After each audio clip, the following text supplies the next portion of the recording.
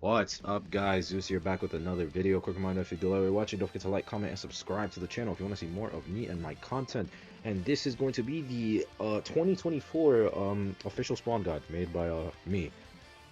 So this is a continuation of that video I made. I want to say it's going to be releasing with the spawn selection guide. So it's going to be a video explaining where you should spawn, as like what characters, as so knowing that you're a rescuer, you should be spawning in middle in the most dangerous areas, versus knowing that you're a lawyer, you should be spawning in the strongest areas, pretty much.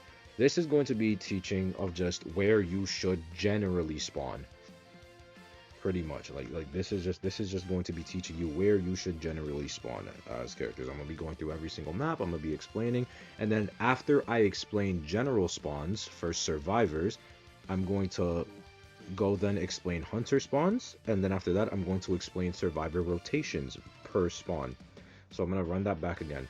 So we're going to go off number 1, survivor spawns. Then number 2 is going to be off where hunters could potentially spawn and why. And then number 3 is going to be survivor rotations according to hunter spawns. I'm going to go in that order for every single map. Obviously, this does not mean I'm going to go through every single four-sided square on every map. I'm just going to go with the most consistent hunter spawn picks that I have experience with, and I've also seen in competitive. So that is going to be just the formula for the spawn selection guide, and I'm going to be going through it in every single map. Also, just want to say a huge shout out to Rachel for actually sending me like all of the spawn selections things by going into single player training and whatnot. I had to bother her with it while she was enjoying life doing things that don't involve IDV, but she did this for me. So thank you, Rachel, a lot. So with all that being said, let's get on with the first map, and we are going to start here with Arms Factory. So Arms Factory, I want to say there are obviously many different spawns, right? So the only spawns that you really should be going on Arms Factory are 1, 2, 3, 4, and 5. These are really the only spawns that you should be spawning with on Arms Factory. You shouldn't be spawning anywhere else. You should be selecting from one of these 5 spawns. Now, as for the order of where you can spawn, you can do reverse L, although I really don't recommend it because this is like the least common one you will ever see. You can go regular standard L, where you have someone at no man's, you have someone factory, you have someone factory dungeon, and then after that you have someone mid. So yeah, factory, factory dungeon, mid, no man's. Or even you can do the most infamous one, the dick spawn, where you have someone no man, someone mid, someone deep sandbags, and someone factory. So those, out of those 5 spawns that you have 3 possible layouts. You have dick, you have L, and then after that you have reverse L. So now for the most common one, which is most typically used, the dick spawn, the hunters will spawn in these areas. Hunters most likely will spawn in these areas. Hunters will A, spawn at shack dungeon, B, factory dungeon, or C, water tower. These 3 are the most common spawns. Sometimes you may even get hunters that will spawn right here at shack gate, but this is more of a oddity. This spawn you don't really see that often. It's mainly always just A, B, or C. It's always shack dungeon, factory dungeon, and water tower. So now, where do you go as a survivor? So if a hunter spawns here at shack dungeon right here, you immediately need to know that the survivor that is over here at factory, your cipher is locked. Your cipher is under lock and key right now. You cannot do anything right now. So now you, as the survivor, you need to rotate all the way over to this water tower area, because typically there will always be a cipher here. Now, assuming that the hunter is going to be chasing after the person that is at shack, that means that the person who is at shack can either A, as well, go over to locker and kite at this locker area, or B, you can try and counter rotate the hunter around depending on where they go, depending on whether they go on from the front side of shack or if they go from the back side of shack. I know the lines are getting a little bit confusing, so I'll try to make it clarification again. Just lost, by the way. If hunter goes towards shack, My last video. survivor that spawns nomads can go to locker to kite, can either counter rotate the hunter, which is just going in a counterclockwise rotation, or fuck, that's it, one of those two. I was gonna go on a tangent about the hunter's rotation, blah blah blah, silly goose me. So yeah. However, keep in mind though, back onto counter rotation. Counter rotation would only work if the hunter presumably spawned. And let me just where's my little eraser here? Here it is. Let me just erase this real quick. Am I stupid? That's not how you erase, bro. I don't use MS Paint that much, so yeah.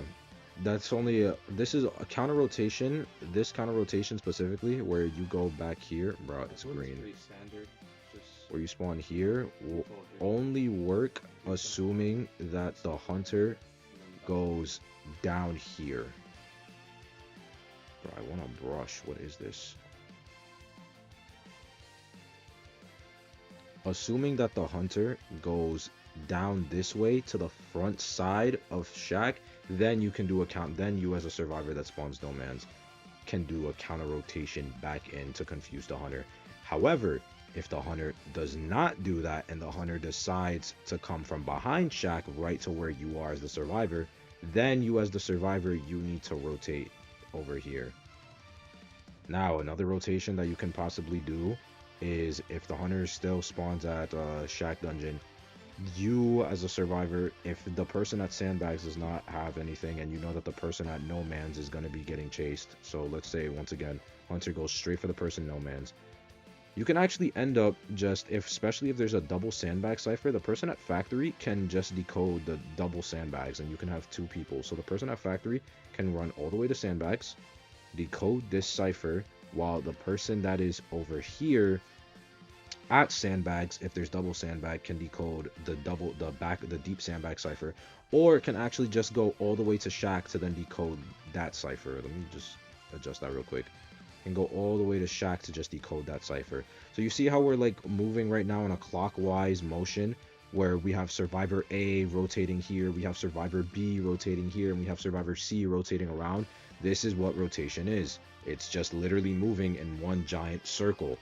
Now, what we notice though, obviously, is that the rescuer always stays stagnant. The person who spawns in middle, most of the time, does not move from where they spawn, because they need to just rush down the mid cipher and make sure that it's completely gonzo. Just make sure it's not there, because if you have middle as a final cipher, you are absolutely fucked.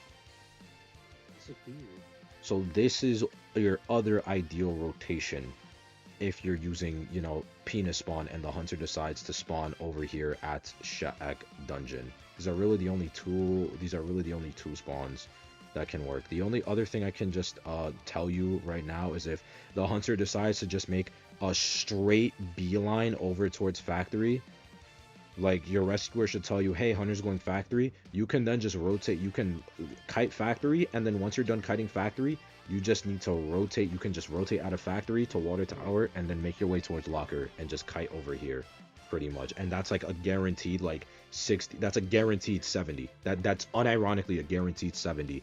You loop factory like once or twice, you leave factory, you take your first hit while leaving, and then you get to locker and you kite your another like 40 seconds and force out trait. It is literally a free 70 seconds. I shit you not. It is a free 70 seconds.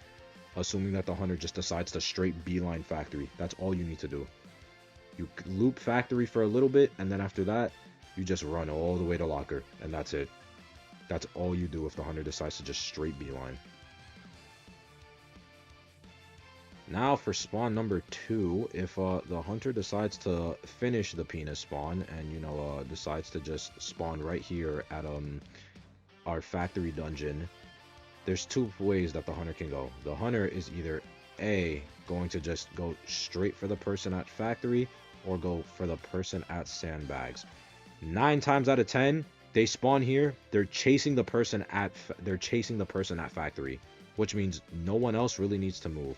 Now, if the hunter spawns here, person at no man's, you need to know that your cipher is locked off. If you are here, your cipher is locked off. And for clarification's sake, actually, when a cipher is locked off, I'm going to just put an orange dot on the spawn now. So yeah.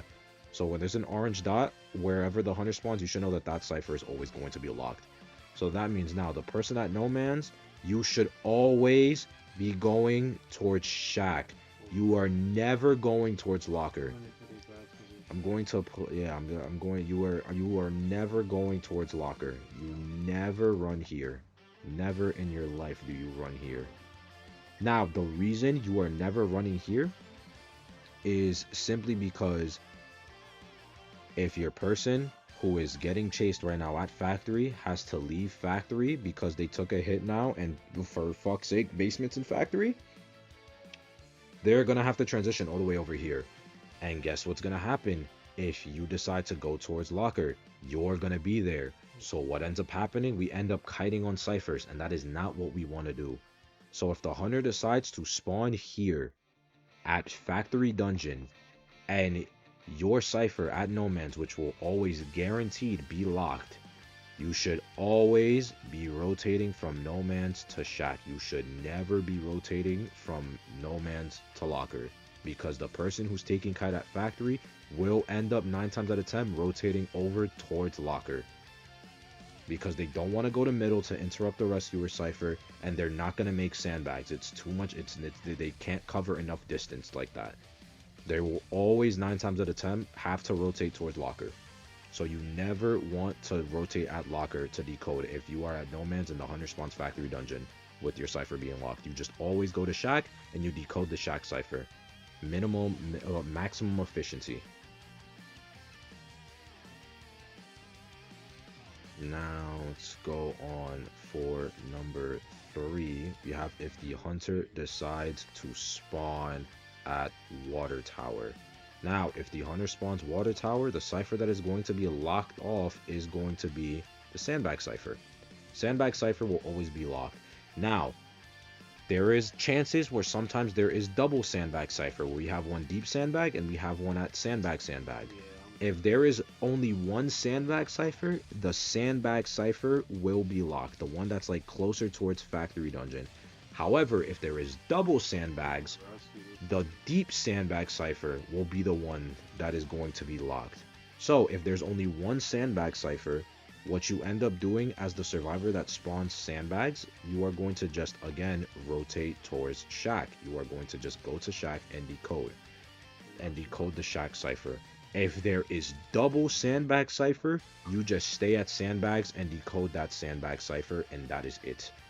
That is all you do.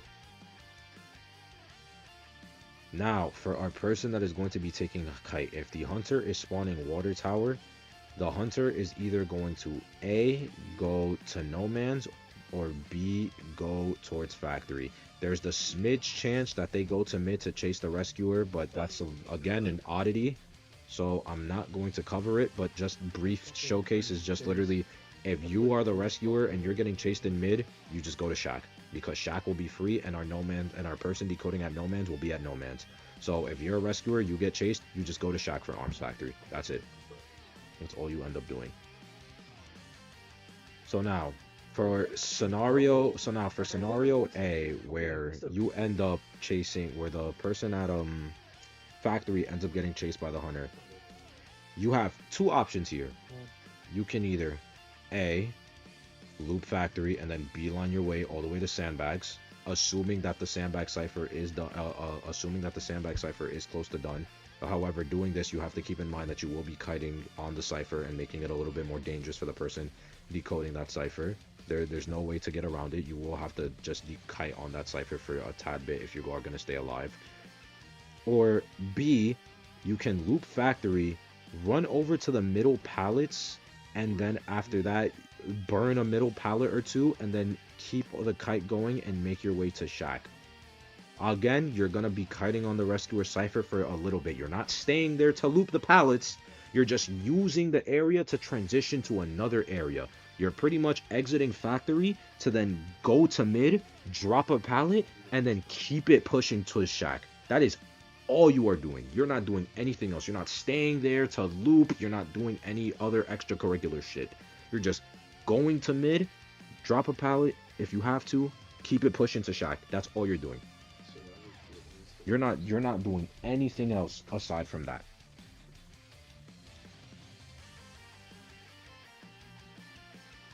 Oh yeah, I went dead silent. Now, assuming that our hunter goes after our person in no man's, if the hunter is coming from locker, your only option is sadly to go towards shack.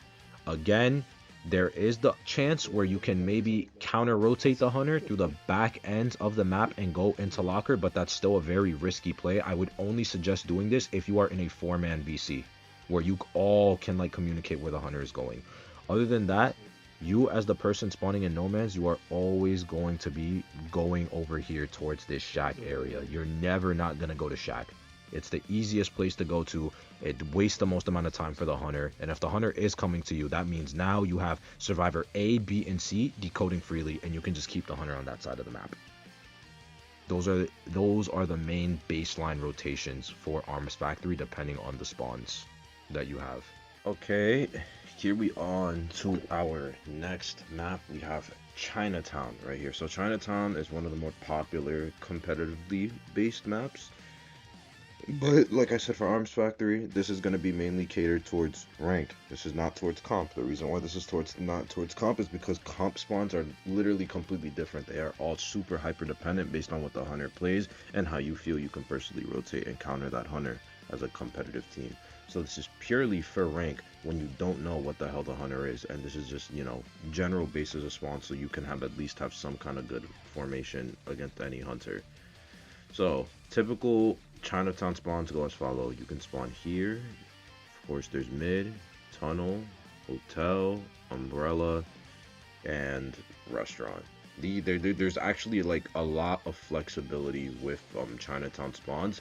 It's more so just the layout that kind of can mess things up a bit. But these 6 spawn points, they're typically always their go-to spawns.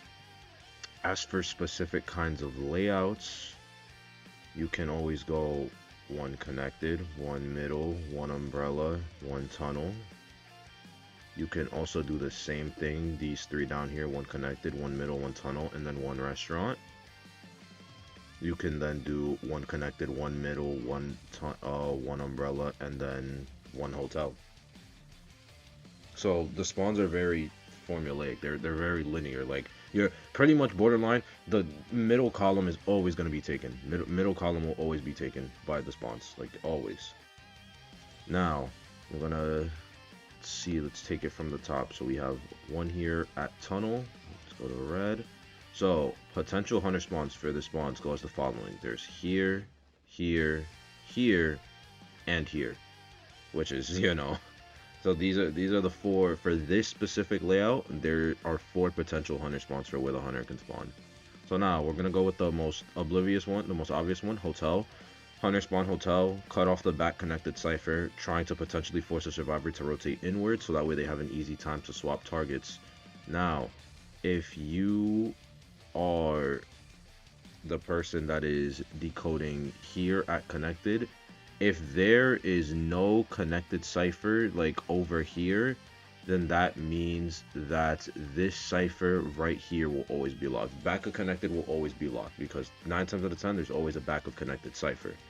So this connected cipher will always be locked if the hunter spawns here. Simply because, you know, it's the farthest. The way the hunter persona trait works, that the cipher that's farthest from the hunter will always be locked off. Now, if you're a survivor and you are doing this, if you're a survivor and you spawned at tunnel, your first instinct should literally be run over towards this tunnel window right over here. This tunnel window, especially if you have broken windows. The reason why you want to run over to this tunnel window over here is because you already know that the hunter spawns hotel. There's a good chance that the hunter's coming after you. So if the hunter does come after you, the hunter is just going to make a straight beeline towards you, in which you vault this tunnel window, and now you have 2 options. You can either A, just go down quickly, pass by the rescuer cipher, and then run back into hotel, or you can B, beeline over towards restaurant. It's either or. Regardless, you're gonna have to pass by the rescuer cipher, but it's gonna be needed. Like you will have to do it, assuming that you get chased.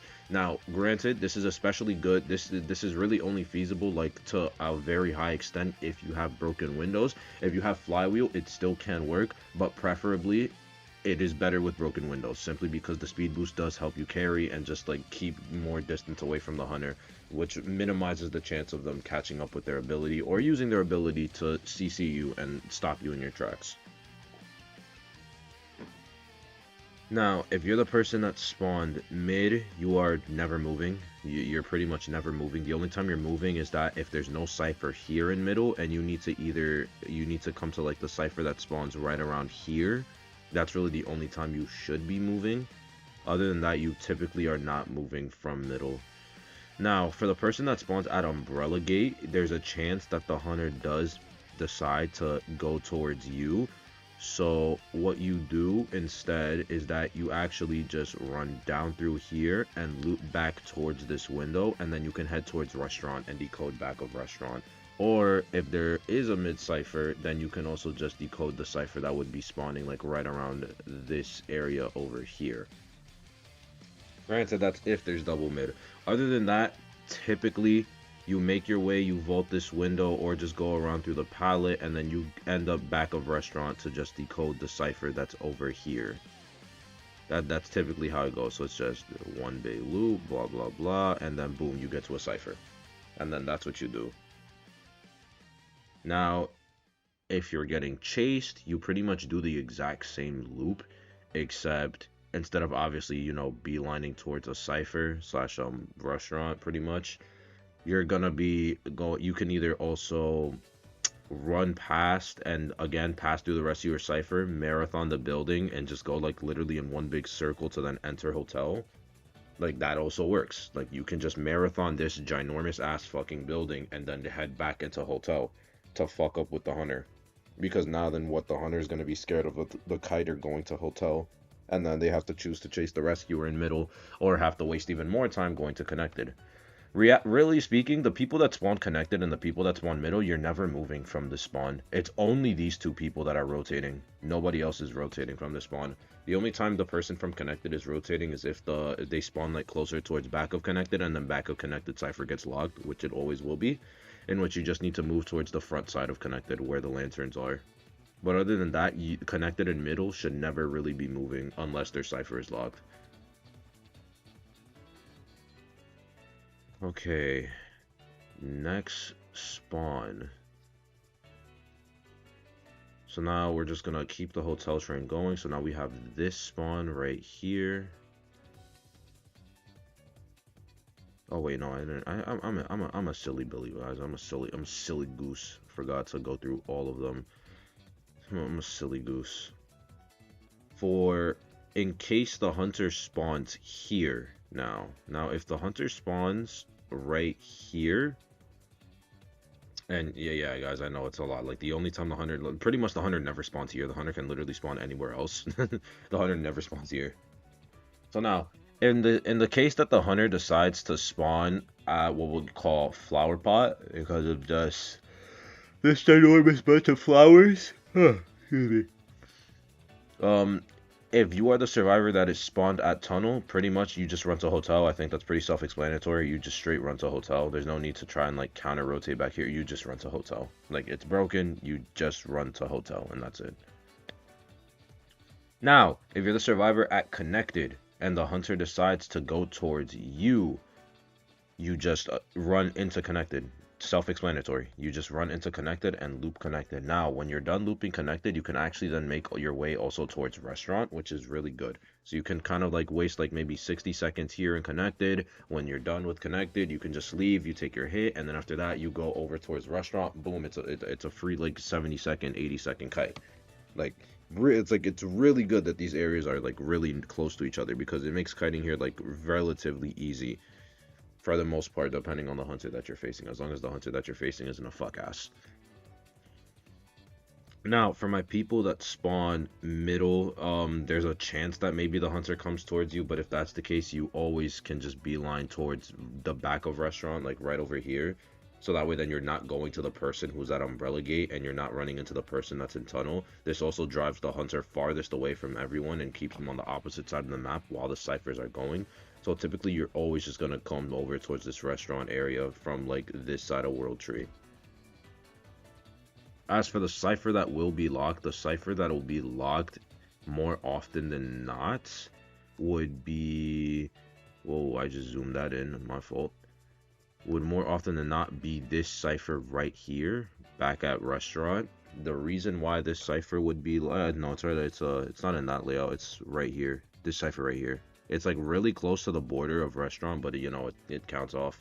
So this cipher right here would be the cipher that gets locked off, assuming that the hunter spawns over here at Flower Pot. So obviously, you know, if you're the survivor that is over here at the umbrella gates, you can always just rotate into hotel, or you can maybe just go to the restaurant cipher and wait it out. Maybe there's a cipher right here for you to decode, and the mercenary can always go to the connected cipher that's always here, the second connected cipher. It's really finicky. Because I'm hesitant to say, you know, go into hotel, because then if this person gets chased, then, you know, they're going to be running into you at hotel, in which they'll be kiting on your cipher, in which you'll have to leave anyway to start a new cipher. So that would not be the greatest. Now, however, if the person at connected takes kite, then by all means you can just run into hotel, because then the person at tunnel has their cipher at tunnel, person in mid has their cipher mid, person at umbrella gates can just take into hotel, and that's it.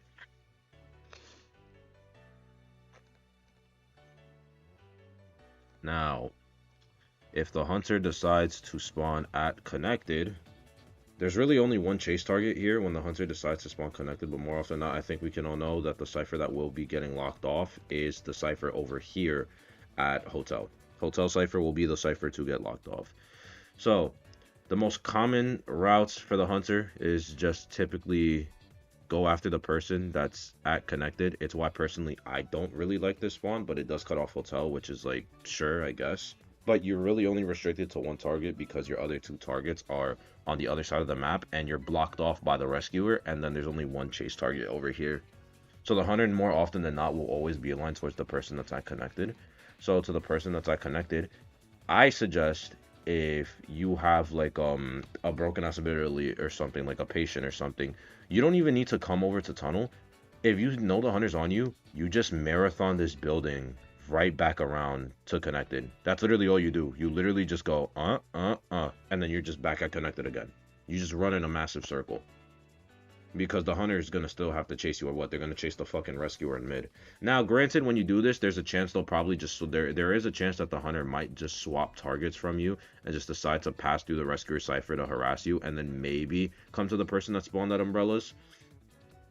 But it's not a relatively high chance of that happening. It really isn't. Like, there is still a chance, so I suggest that the person in umbrellas, you make sure that you watch out for that, but it's a high chance of that. It's not that high of a chance. As for cipher rotations, tunnel, you can stay stagnant, because there'll be a tunnel cipher. If there is a double hotel cipher, then, and I'm gonna say this now just in case there's double, if there's double hotel, the person in at umbrellas can go into hotel. Just know that the person at tunnel, you cannot go to hotel, because this back of hotel cipher that usually like spawns like right at these like little breakable windows will be the one that's locked off. If there's no, then the one inside will be locked off, you know, you get. Other than that, you can just stick with standardized tunnel. You can go to even flower pot, because sometimes there is a flower pot site. There's a flower pot cipher over here. The rescuer in middle can stay in mid, and then umbrellas. If there's only one hotel, then again you'll have to like just do the workaround of like going all the way towards back of restaurant pretty much to get to a cipher at all. So yeah, this spawn is like really kind of like fucked a bit, more or less, because it's like, damn, you really gotta just work around and pray that the hotel cipher doesn't lock. But it does keep the survivors safe, and it does allow like for easy marathoning. So that's why I like it. Our last potential spawn for this specific spawn layout is this one right here. So we have the spawning in restaurant. So spawning in restaurant means that the cipher for the person that spawns at tunnel will end up being locked, which is, you know, sucks to suck. But for the person that spawns tunnel, you can always just run hotel. For the person that spawns connected, you typically stay stagnant, and the hunter kind of has any potential chase target really with this spawn because everyone is sort of equidistant from the hunter. So the hunter might go to connected, the hunter might go over towards umbrella, but these two directions are the prime ways to go. Unless the hunter really wants to beeline through mid, and I'm not just gonna make it thinner to like emphasize like it's not that common. But maybe the hunter will like go through mid and then like go all the way to tunnel to chase after the person that would be decoding tunnel, who would probably go towards hotel or towards flower pot depending on where the cipher is. But that's not really that common. But what is common is these two right here. My two people spawning at umbrella and lanterns, these are the most common chase targets. So assuming that the hunter is coming from your front, as in like you the hunter is coming, you know, he comes out from restaurant, he's like coming from the back window. If he's coming from this back window area right here, what you as a survivor do is you just marathon the building. You can just marathon the building and then just head into restaurant. As we can see, like these rotations and kiting, it's really just running around corners and buildings and breaking line of sight until you get to broken areas. Because the hunter doesn't really know who they're chasing. Like in area selection, yeah, you're gonna know, but like you know, you never know until you really see type of shit. So if the hunter decides to come and from down here, right? So like they're coming from this side right here, then you can do this where you just move upward and then go into a restaurant. Now, if the hunter decides to come through the rescuer end and come through here, then we just do what we did earlier, in which we just simply run around through here, vault the window, and then boom, where we just beeline towards restaurant. Very simple, very simple things. Like it doesn't add, it's not much there's not much complexity to it. Now for my person that spawns at connected, if the hunter decides to come from connected from straight middle to you, you can just run back into connected and abuse connected, and then from there head to restaurant. Very simple. Now if the hunter decides to go from the backside of connected to you, then again, you just like earlier, you just marathon this building right here, and then you just get into connected once again. Like like we're seeing now the pattern here, like the processes of like these hunter spawns, it's really dependent on rotation. If you know where the hunter is gonna be going, you rotate accordingly, and that's all you need to do. Once again, my people in mid and my people and my person at novelist, I said novelist. My people at tunnel, you are never gonna be rotating more often than not. It's really gonna be only the person that spawns at umbrella gate and the person that spawns at lantern gate that will be rotating. Okay, we have layout number 2 now, which is if someone decides to spawn at hotel, in which case the hunter decides to spawn here at tunnel. So if the hunter decides to spawn here at tunnel, if I'm not mistaken, it's kind of a 50-50 between what cipher gets locked off, but most between connected and restaurant. But more often than not, it is just this restaurant cipher. Like I want, like 90% of the time, it's this restaurant cipher that gets locked off. It is always this restaurant cipher, because this cipher is just the farthest fucking thing from anything. It is the most isolated cipher on this fucking map. Like, actually.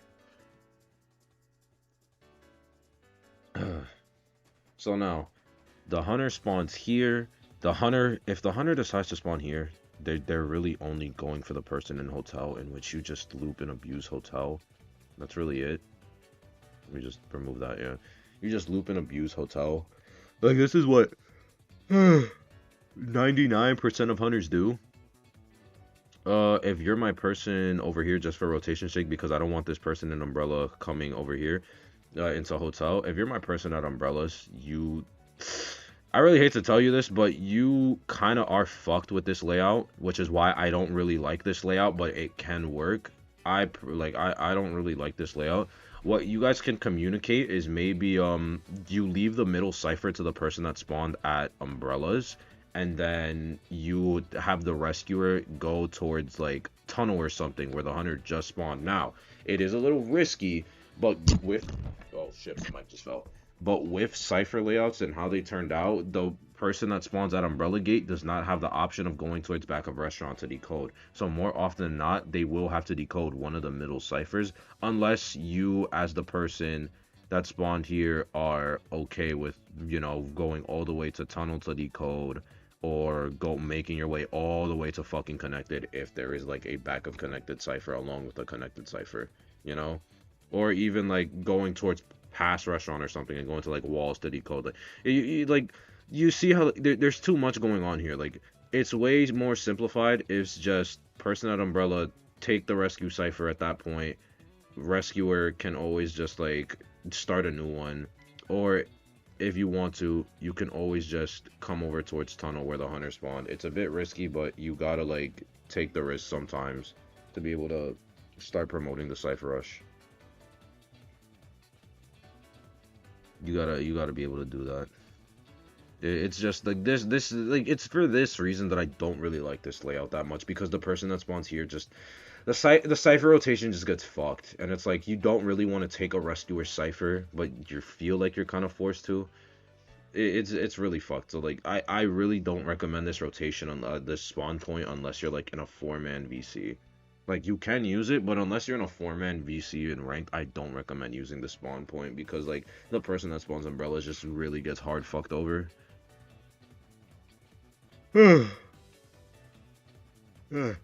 Oh, tangent about that. Now, on the off chance that the person at connected ends up getting chased once again, you just loop connected. There's nothing really to explain, just loop connected like I've shown how. You can just run into it and just run it in a circle, or if the hunter like is weird and decides to like come from whatchamacallit, like this side and go around, you can always just, if you don't want to go inside the building directly, you can always just marathon it out and then boom. But just loop connected if you get chased at connected, pretty much. I've already shown it enough. So now again for this spawn layout, hunter now is going to spawn over here at connected. So if you're spawning at hotel, congratulations, your hotel cipher has effectively been locked off. So that means what you want to do is immediately go towards tunnel. You should just go towards tunnel. Your hotel cipher has been locked off. If you're the person that spawns at umbrella gates, then congratulations, you actually can just do the same workaround in which you go all the way towards restaurant or this cipher right here, if there is a cipher right here near this middle area. If not, you can always just go towards restaurant to decode, or you can just stay here and decode the cipher that spawns like right here at the secondary base middle.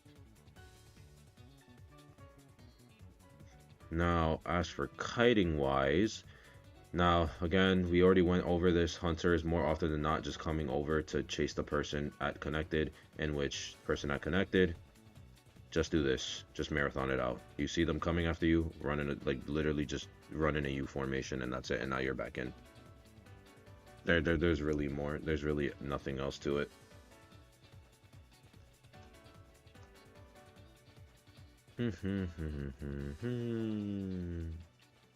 Now, hunter spawns restaurant, effective immediately. Once again, person who spawns hotel, your cipher will be locked off. Sucks to suck. Again, we went through this, because, you know, the layouts on Chinatown are literally, like, relatively the same. 3 fucking spawns, so, like, I'm just, at this point, drilling it into your heads. 2 possible chase targets with maybe a potential to, you know, go all the way over here, but, like, not really will happen. If hunter decides to chase person at connected, if they decide to go this way, then you, my friend, you just go into connected and loop connected. Or if you really want to, you can just marathon it out from the opposite side and then get to connected that way. if the hunter decides to go this way into connected, then you just marathon it out like that. Likewise, if hunter goes after my person at umbrella like this, then my person at umbrella, you just go marathon around the building like this. If my person at umbrella gate ends up getting chased by the hunter and the hunter goes down here, then you, my good friend, just make your way around like this, and then you can go to restaurant, or you could even go to tunnel, although I don't recommend it because the person that spawned hotel will probably spawn tunnel. Even that, you can always just go into hotel, because you know that the person that spawned hotel is going to have to move out to go to decode a cipher, so you know that they should not be staying there. If they're staying there, they're throwing. If they are staying there, they are throwing.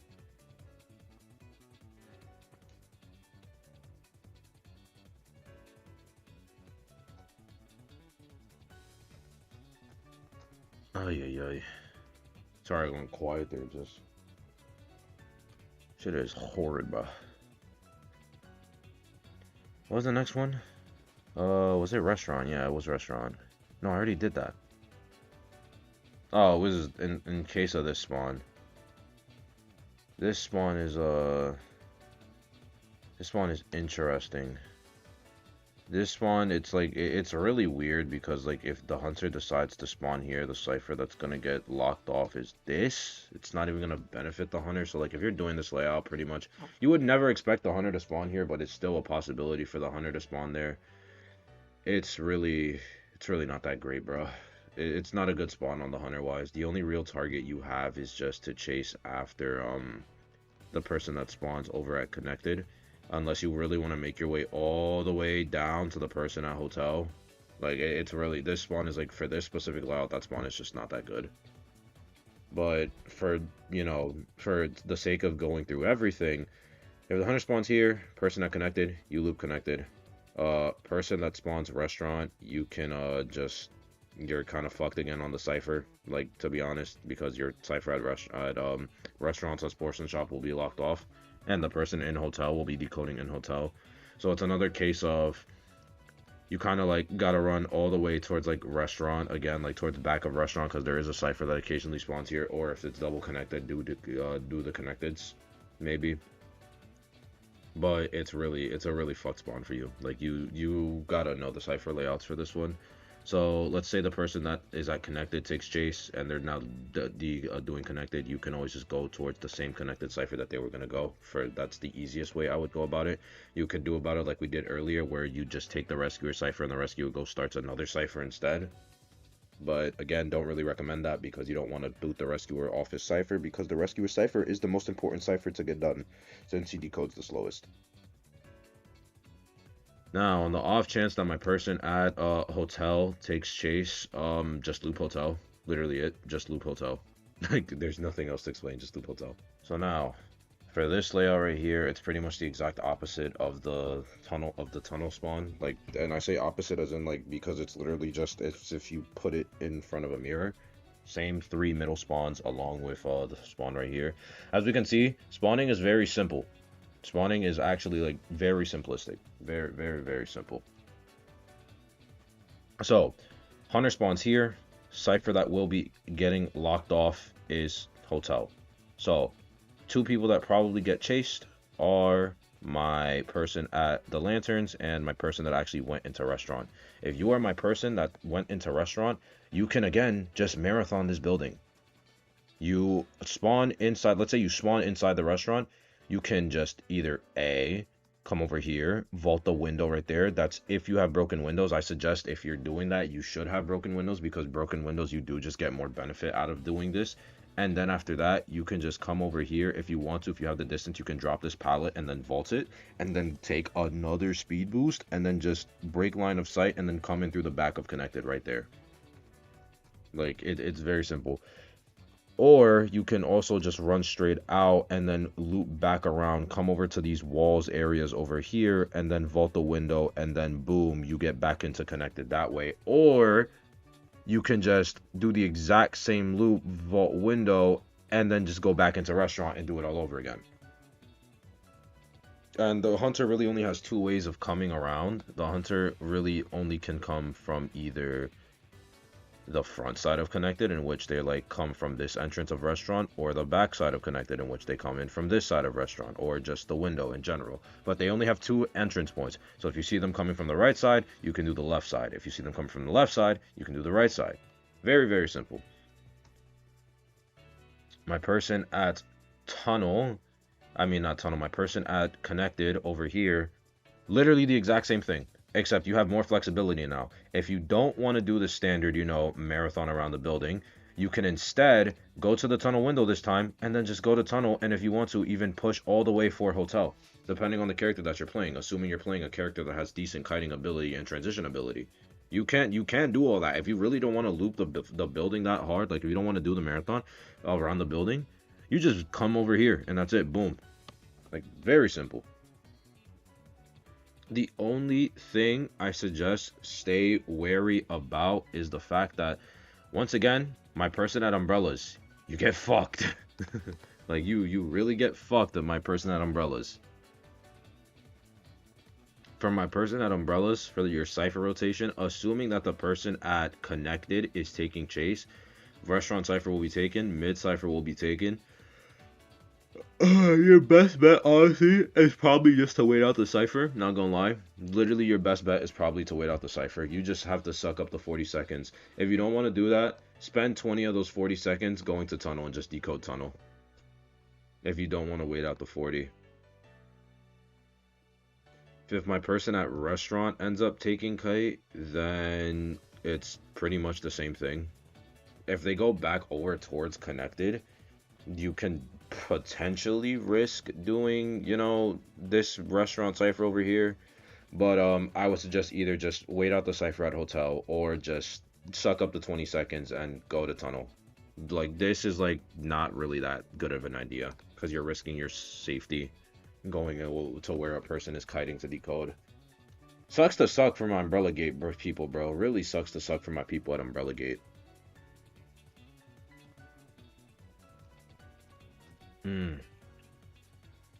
Next potential. Now we have, if the hunter decides to spawn here, if the hunter decides to spawn here, the cipher that will be locked off once again will be the cipher that is right here at restaurant. It'll be this just back end cipher right there.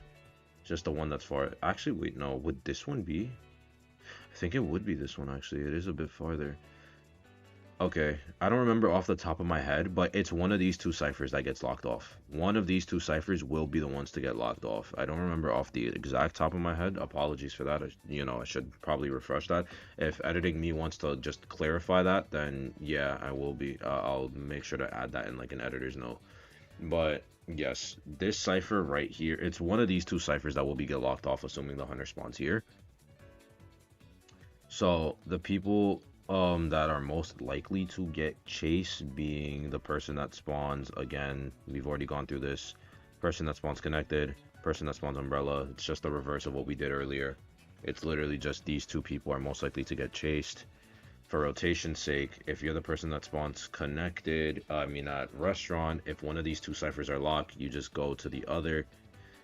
If you spawned at connected, the hunter's coming at you literally only from one potential direction, you just marathon the fuck out of the building again. Person that spawns at umbrella, you have two potential options. You can either A, marathon this shit to waste more time, or B, just go from the side and then enter hotel, and then boom, like GG's, that's it. Although I would say that doing this is a little bit more risky because you're risking running into the hunter, because the hunter could be a fucking weirdo. You're risking moving into the hunter because the hunter could be a fucking weirdo and decide to like go all the way down and then across instead of like entering into hotel.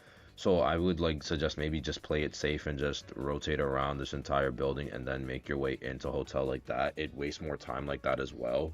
So, and it keeps the hunter like maybe they end up switching targets or some shit.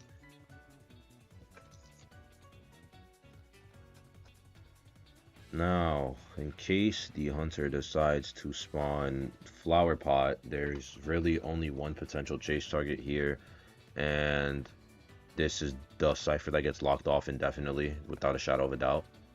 But there's really only one potential chase target if the hunter decides to spawn flower pot if you guys do this spawn, and it's just the person that connected, in which the person that connected, we do the same shit again.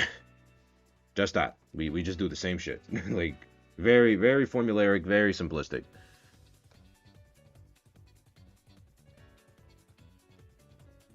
We have the hunter spawning at hotel. The cipher that will be locked off is connected, and the only potential chase target is just the person that spawns over here in umbrellas. In which, again, you get chase, boom, boom, boom, and then you can either go boom or you can go boom, but I don't recommend it because the person at restaurant is going to be here, and the person at restaurant is probably going to be decoding this back of wall cipher or the restaurant cipher that's over here.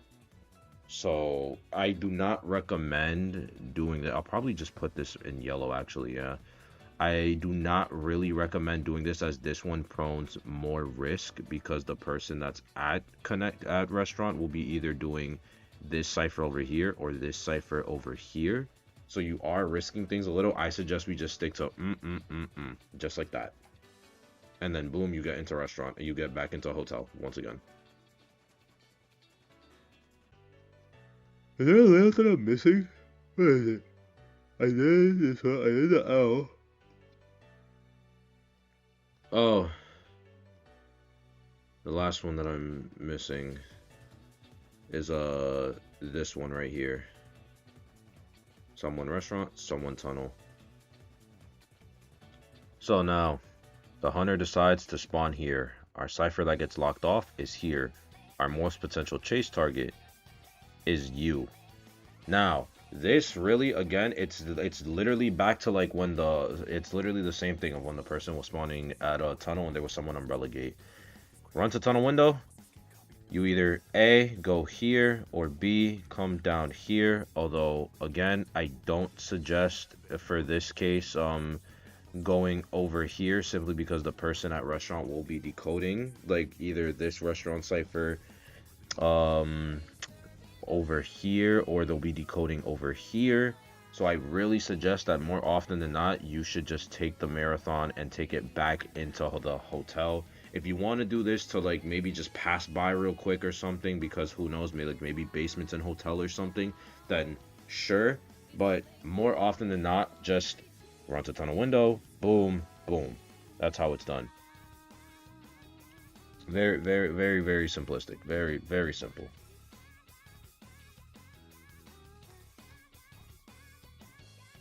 Now, if the hunter decides to spawn over here, two potential chase targets right here. There is you, and there is you. The cipher that ends up getting locked off on this spawn layout is, without a shadow of a doubt, the cipher right here. So now, if the hunter decides to go after the person that connected, guys, can we take a guess at what the person that connected is gonna do? If you said marathon the connected building, then you just won $1 million, because that's exactly what you're gonna do. If you're the person that spawned that tunnel and the hunter chases you, you just run your ass straight into fucking connected. The person at restaurant, you can just either decode the back of restaurant cipher, work on the set if there's a secondary middle cipher, or just like go on a secondary connected cipher. You have like, the person at restaurant has a lot of options. You can go here, you go here, you can go here. Like you have options. Person in mid, again, like always, most of the time you're staying stagnant.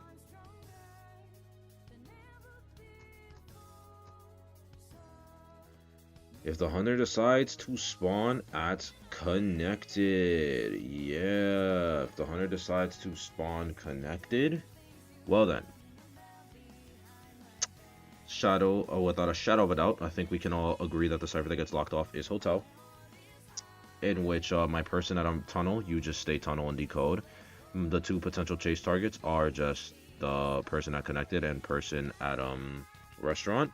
And guys, I think we know where this is gonna go. Connected, you get chased. Marathon. If he goes up, you go down. If he goes down, you go up. My person at restaurant, if you get chased, what do? Marathon.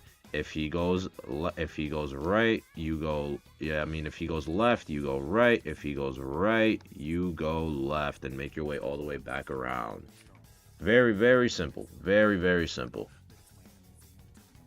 If you need a refresh on how I properly explained it, go back to when I first mentioned it for the first set of spawns. When we were both going, instead of now where I'm just like going through these, because now I'm pretty sure I've already embedded it into your minds how to marathon and loot, how to marathon and loot these buildings. The final one, and this is just for this specific spawn layout is actually the hunter spawning umbrellas. And if the hunter spawns umbrellas, the connected cipher will be locked. If there's a deep connected cipher, then the deep connected cipher will be locked. So actually, then let me just real quick adjust that. Boop. There we go. So yeah, this connected cipher will be locked off, and the potential chase targets actually come down to either the hunter deciding to go towards restaurant, go towards tunnel, or even, but believe it or not, actually the easiest chase target for the hunter is just passing through mid and going through connected. Because to get to restaurant, you have to go through hell and back. To get through tunnel, you need to like go through fucking hotel in itself, and that's already an endeavor as it is. So this spawn is like really hard for the hunter. So more often than not, the hunter, if they do choose this spawn, if you guys do this layout, the hunter is going to be, oh my shit, erased, what the fuck. The tunnel cipher will be, the connected cipher will be locked off, so the hunter will probably just run straight through fucking mid and just call it a day. So for the person that is spawning over at connected, the hunter's coming straight from mid, we marathon. If the hunter is coming to the person at tunnel from inside hotel, guess what? We marathon. If the hunter comes towards the person at tunnel and vice versa, so if the hunter comes from here, guess what? We marathon. Like, if he goes after the person at restaurant from fucking the front, person at restaurant, we marathon, and we just go straight to fucking connected or some shit. Or if we don't want to go to connected, assuming you're like you're right near a restaurant, we marathon until we get to restaurant. Very, very, very simple. Very simple. That is, I think, yeah, that's it for Chinatown. That is done for the Chinatown spawns right there. Okay, fucking hell. Eversleeping, my favorite fucking map of all goddamn time. 100% definitely my favorite map. So spawns with Eversleeping have kind of evolved. So most of our common spawns that we see now, we have this, we have this, we have this, we have this, we have this, and we have this. With potential hunter spawns being this, not corner house. We have hunter spawning here, hunter spawning here, and the hunter spawning here, perchance. Yes, I believe so. Yeah. So there's a lot of overlap on these maps. Yeah. Now granted, not every not every map layout you think can be used. Like, there's a lot of flexibility with these shit. So it's crazy. Wow, God, this is gonna be a while. Oh boy, I'm trying to keep myself awake because I've only done 2 maps and the video's already an hour long.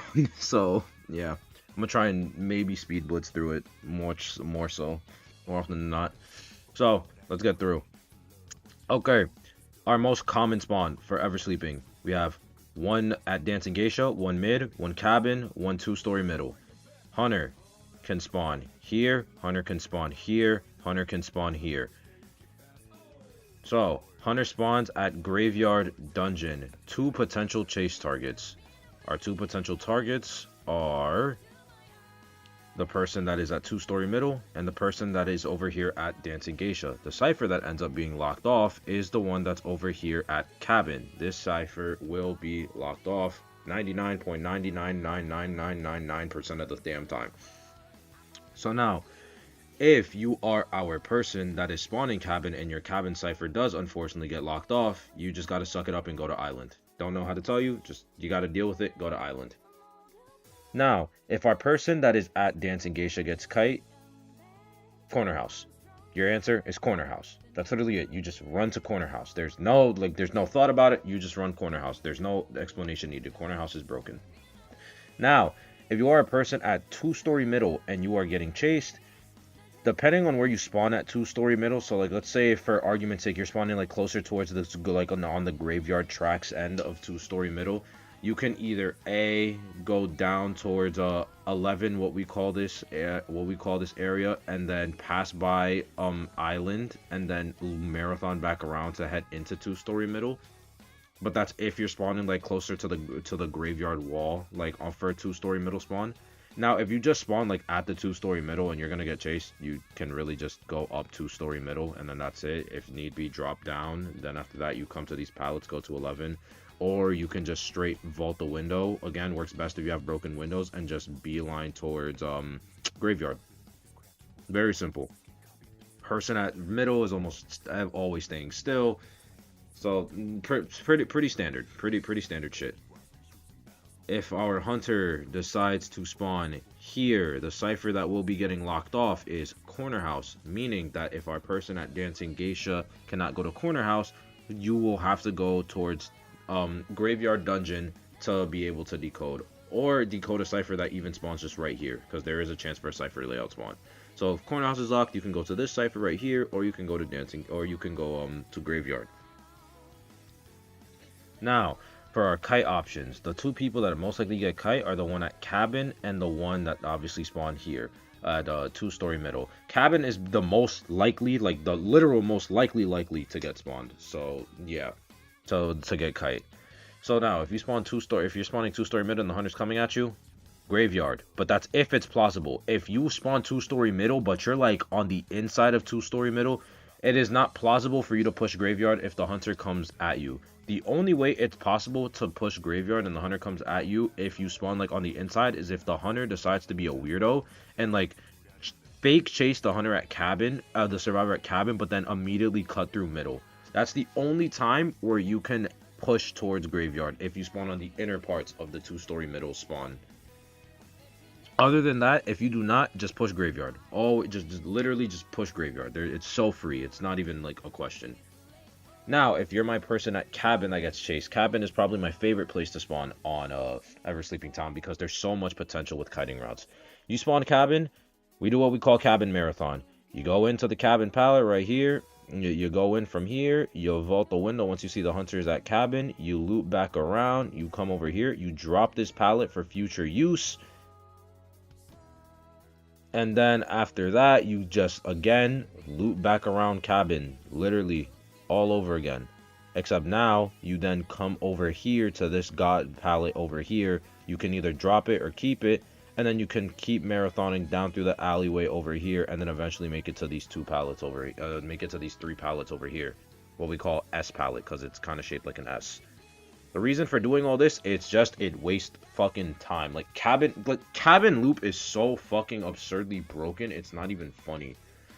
Now, keep in mind that there is a chance that the hunter, if they know about this loop, they will just, instead of chasing you directly, they will instead go in and cut you off from this alleyway. So you want to make sure that you're keeping that in mind. If the hunter does do that, you can actually then instead, if you're at cabin, you can just marathon around this building over here and then just come to the pallet right over there. Yes, it kind of like speeds up the loop a little bit depending on where the hunter comes from, but it still effectively does the same thing and you can just use the loop at a later time. Well, that's it for that one right there.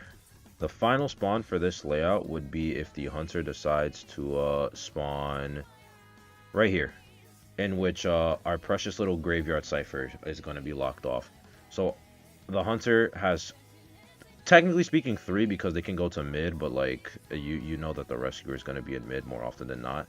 So you have A and B to chase. Now, for Mr. 2-story middle, decode 2-story middle. Literally just decode 2-story middle because you know graveyard is going to be locked. Now, if my person at Dancing Geisha is going to get chased, push graveyard. Just push graveyard. There's not really a route to this. You can just push graveyard from any direction you want as long as you make it to fucking graveyard. If my person at cabin gets chased, depending on where the hunter comes from, and I'm saying like really hardcore dependent on where the hunter comes from. The positioning of where the hunter is. Let's say they spawn over here, right? Same spawn. If they decide to come from like this middle point right here, you can decide to just straight marathon this shit. You drop this pallet right here on yourself, vault it, take the speed boost if you have broken windows. If you do not have broken windows, do not bother dropping that pallet on yourself. Just drop it in general, or save it if you want to mind game that pallet if you need a last resort, if you have flywheel. And then you just marathon it back around and go right back into cabin while the hunter is chasing you, while the hunter is ending up doing this shit, going after you like that. If the hunter decides to just go down from here and cut off from cabin, you can still effectively do the same thing. You can just marathon the cabin yet again. If you don't want to marathon the cabin, you can go towards 11 instead.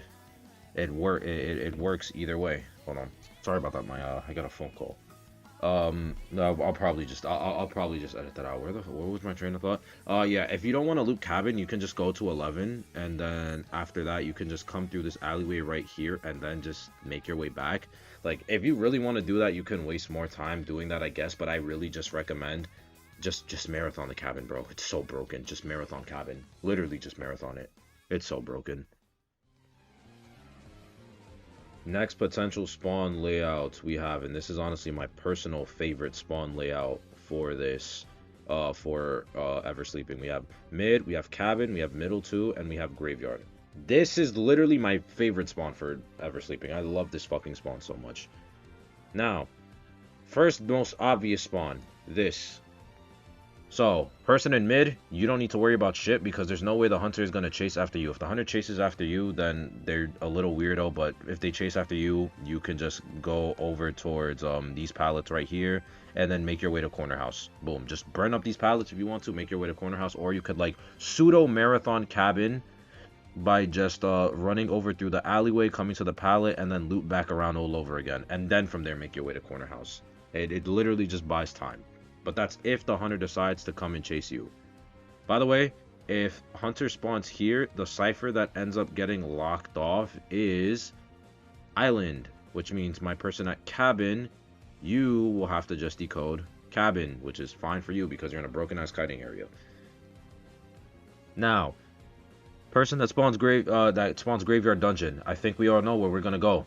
Graveyard. You just run into graveyard. That's literally it. You are the only potential chase target, so you just run straight into fucking graveyard. That's all. My person at middle 2 story, you just decode middle 2 story, and that's literally it. Boom. Easy. Set. GG's. Hunter decides to spawn here. The cipher that ends up getting locked off, corner, and it's literally the exact same thing as earlier. Person at middle 2 story, if you can, you beeline graveyard. The person over here at a graveyard dungeon can go towards dancing geisha cipher, or if there's a graveyard dungeon cipher, you just do graveyard dungeon, and that's it. If the person at cabin ends up getting chased, then all you got to do is the exact same marathon that we talked about earlier. In, out, in, drop, and then loop it back around. Boom. That's it. Or you can go in, out, go over to the god pallet, loop it back around, and then if you want to, you come to these pallets, and then you can even push corner house right after. Eversleeping loops. I fucking love these shits, bro. Love them. Absolutely fucking love them. Speed running these left and fucking right, bro. Like, I'm not trying to, because I feel like if I don't speed run it, then people are gonna see the video and then they're gonna get intimidated by the fact that this shit is like over 2 fucking hours long, and I don't want that. So which is why I'm like really trying to like go fast with it. Because we saw how long I took with the Chinatown one, and I'm like, can't do that. Gotta keep the flow going.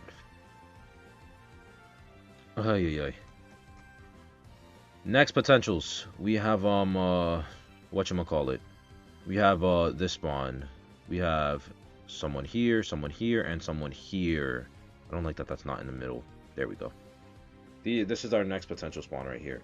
So now, this one is kind of an oddity spawn because you don't see it that much, but hunter spawns here. The cipher that gets locked off is a deep graveyard. The cipher that gets locked off is a deep graveyard cipher for obvious reasons. It's the farthest fucking thing, right?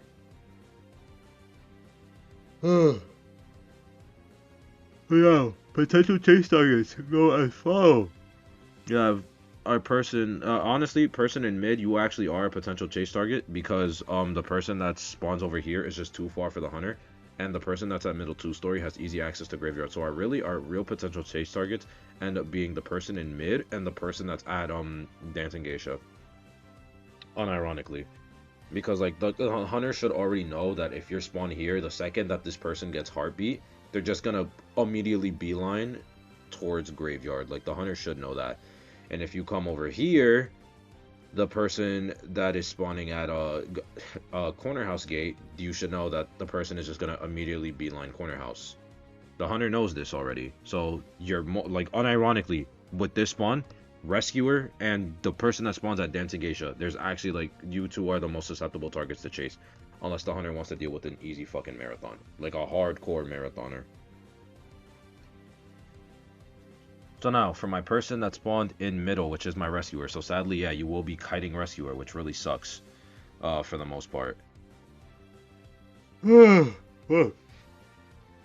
can just, if the hunter decides to come from here, you, my friend, you just go down to cabin like this.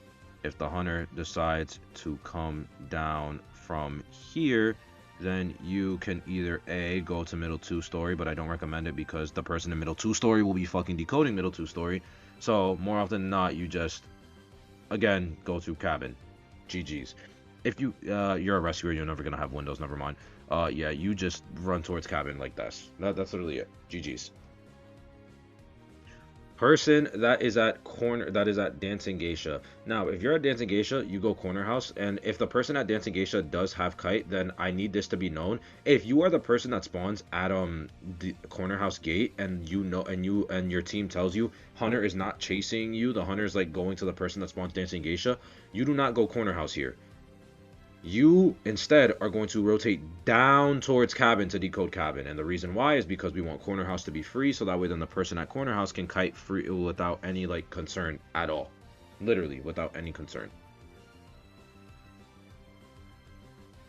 If person at middle 2 ends up getting chased, even though it's probably not, assuming that you're decoding, you just vault the window and then push graveyard. That's literally it. If it's outside middle 2, you just still push graveyard. Self-explanatory, graveyard is graveyard, best place to kite, farthest away from all the ciphers, horrible time for the hunter. GG's. Is there another layout that I'm forgetting? I feel like I'm forgetting a layout. Is that really it for Eversleeping? Is it really only these three like main casual layouts? Really? No. There is this one. Okay. Another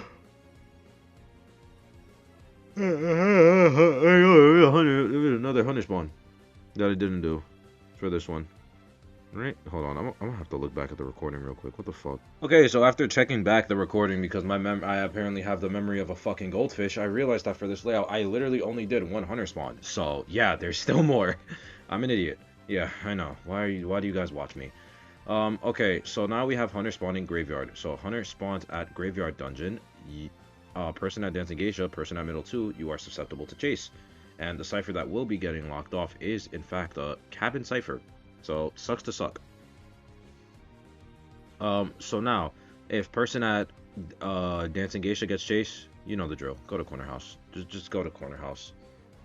This is kind of finicky though, because for my person that spawned at a graveyard at whatchamacallit, at corner house gate, you have two options here. You can either A, gamble on the fact that there's a corner house cipher right here and just decode it while the person at corner house is kiting, or B, if there is no corner house cipher here, then you kind of just need to suck it up and wait for the Dancing Geishas, wait for the cabin cipher to unlock and just deal with it.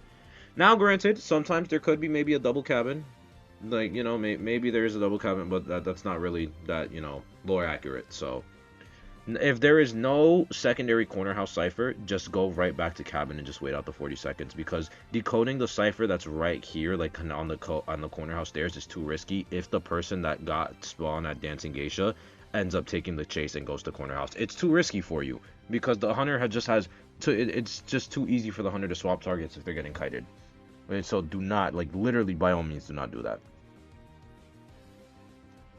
Now, if you are my person at whatchamacallit, let me just put the orange dot at so people know that that's the cipher that gets locked off at.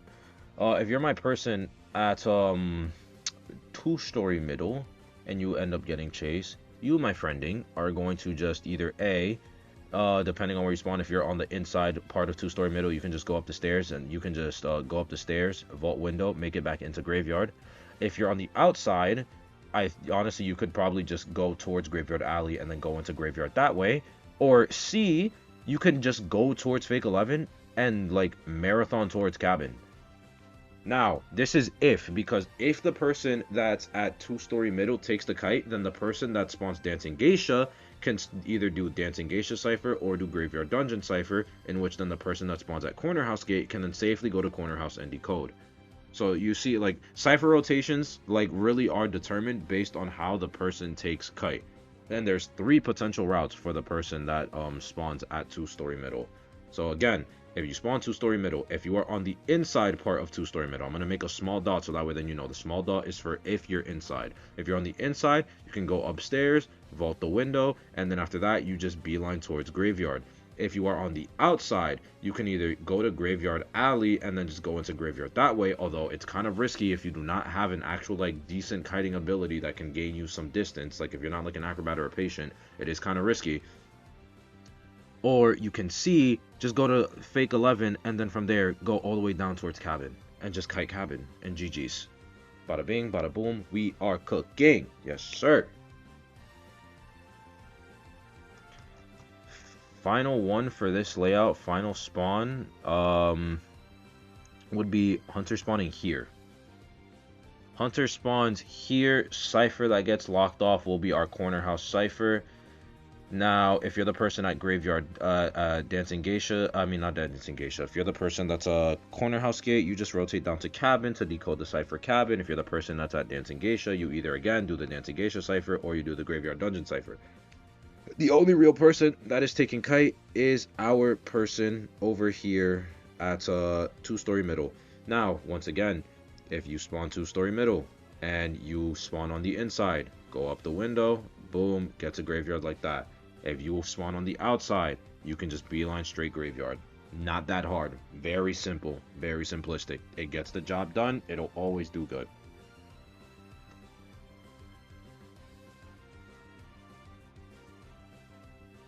Now, on the off chance that the hunter decides to spawn corner house, I'm still going to do it just to sake of get it in the video.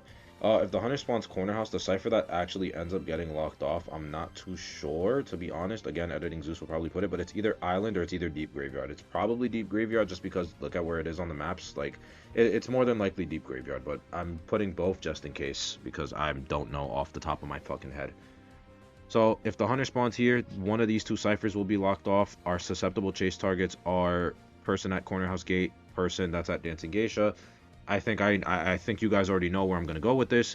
If you get chased at Dancing Geisha, you just run to Graveyard. If you get chased at Corner House Gate, you just run to Cabin, and then you loop Cabin effectively.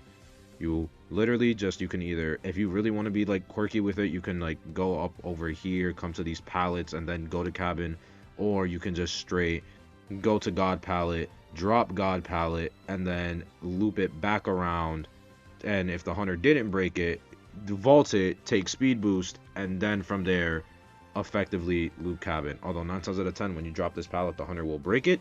So assuming they break it, you just run straight into Cabin, and then from there you just do Cabin loop.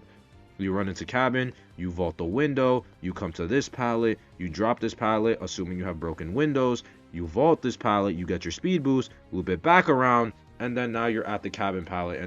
And Cabin is just so broken, bro. Cabin, it's so stupidly broken, dude. It's so dumb, dude. How effective Cabin is, dude. It's so dumb. But yeah, that is, I believe, all the spawns for Eversleeping. Yeah, that's all like the major spawns. I'm not doing the weird. These are just the general broad spawns. All right, we got Lakeside Village. Let's fucking go. Everyone's favorite fucking map. The only map where no cipher is guaranteed to spawn. There's only 80 and 90% chances. The map where you can never guarantee a cipher. We love to fucking see it. Yeah, dude. I hate it here. Anyways. let's get this shit fucking started. So, potential spawns for Lakeside go as follow. Just all of them. Uno, dos, tres, cuatro, cinco, seis. These are the potential spawns. And to be honest, there's only really two like meta layouts that you can use right now. And one of them is kind of outdated, even as is. So, yeah. Let's just quickly run through this.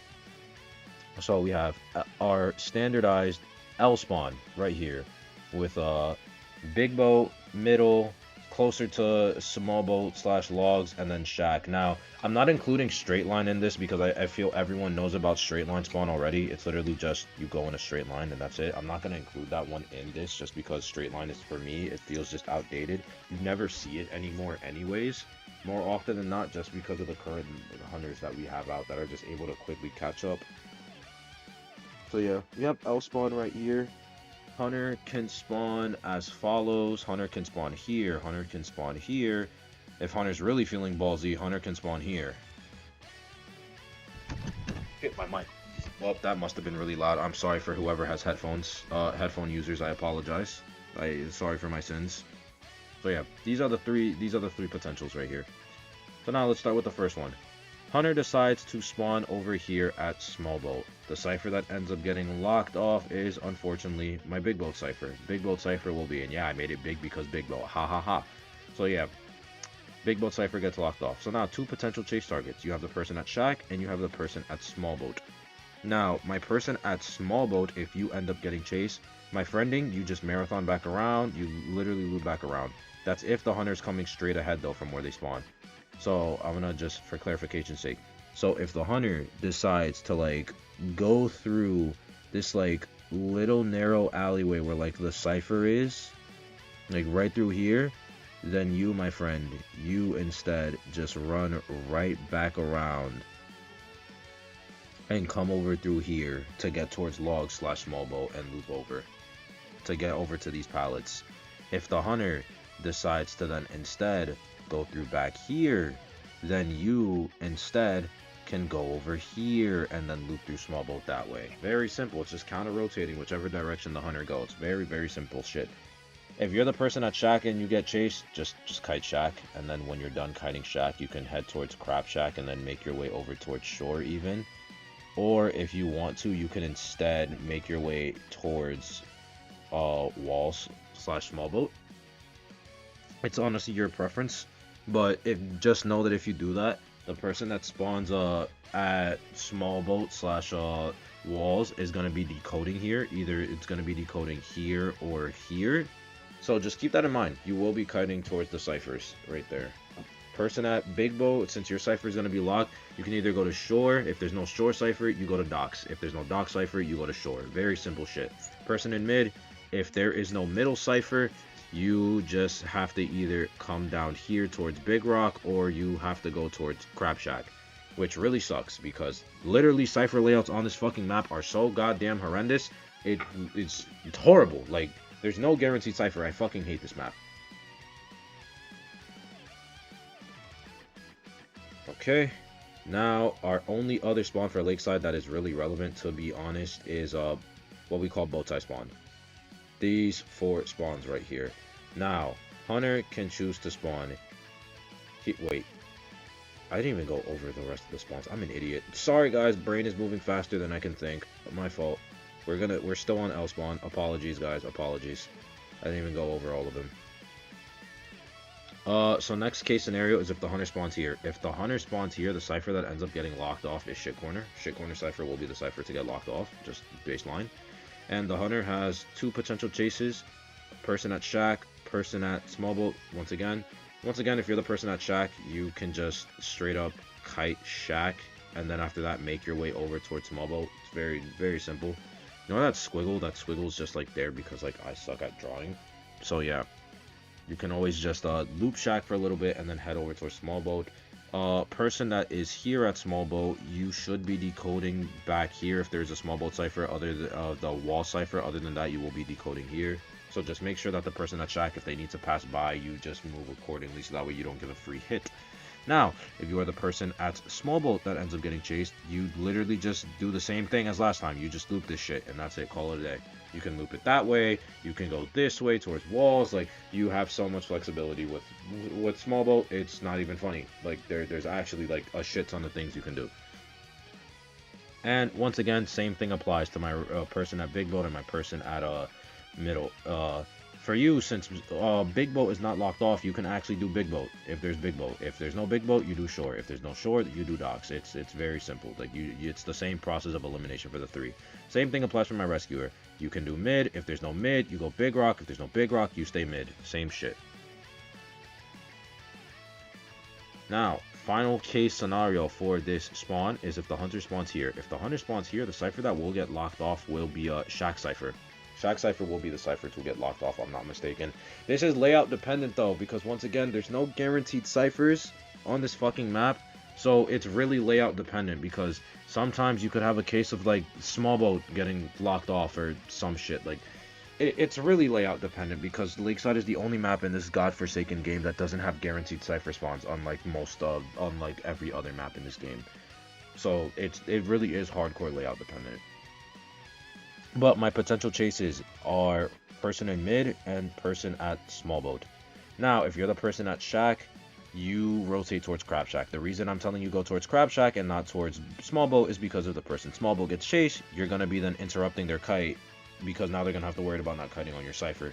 Now, granted, if you're in a 4-man VC, what you can do to avoid this is tell the person at small boat, hey, I'm gonna go small boat, so that way the person at small boat then says, okay, then I'll just go shack, and you two swap positions. But this really only works in comms. So I would suggest, if you're not in comms, and you know, if this is your assuming the standard of average solo queue rank, you go to crab shack, person at small boat just kite small boat and does the same marathon I've been showing for the last two layouts. My person middle, if you get kite, you are kind of fucked. Not gonna lie to you. You kind of just need to work with pallets and work with what you got. You gotta work with these pallets over here, then maybe come over here to loop these pallets right there, and then eventually just end up at shore, which really sucks for you. Now, granted, you are a rescuer, so there's a good chance you don't get chased. So good for you, I guess. Now, on the off chance that the hunter decides to be weird and chase the person at big boat, do I even need to like really go into it? You just loop big boat and that's it. Like you just hardcore loop big boat. Like I don't really think I need to like go into it, to be honest. Just loop big boat. GG's. Okay, next layout, which is I think the only real meta layout for Lakeside, which is what we call bow tie spawn. And we have these. These are our spawns. So now hunters can spawn here, here, here. And if they want to, even here. 4 spawns for hunters right there. 4 potentials at least. That like maximize their efforts to at least have a chase target.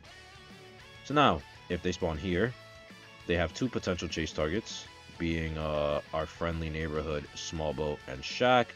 The cipher that does end up getting locked off is big boat yet again. So if you spawn big boat, you have to just suck it up and go either to docks or to shore. You gotta just suck it up and deal with it.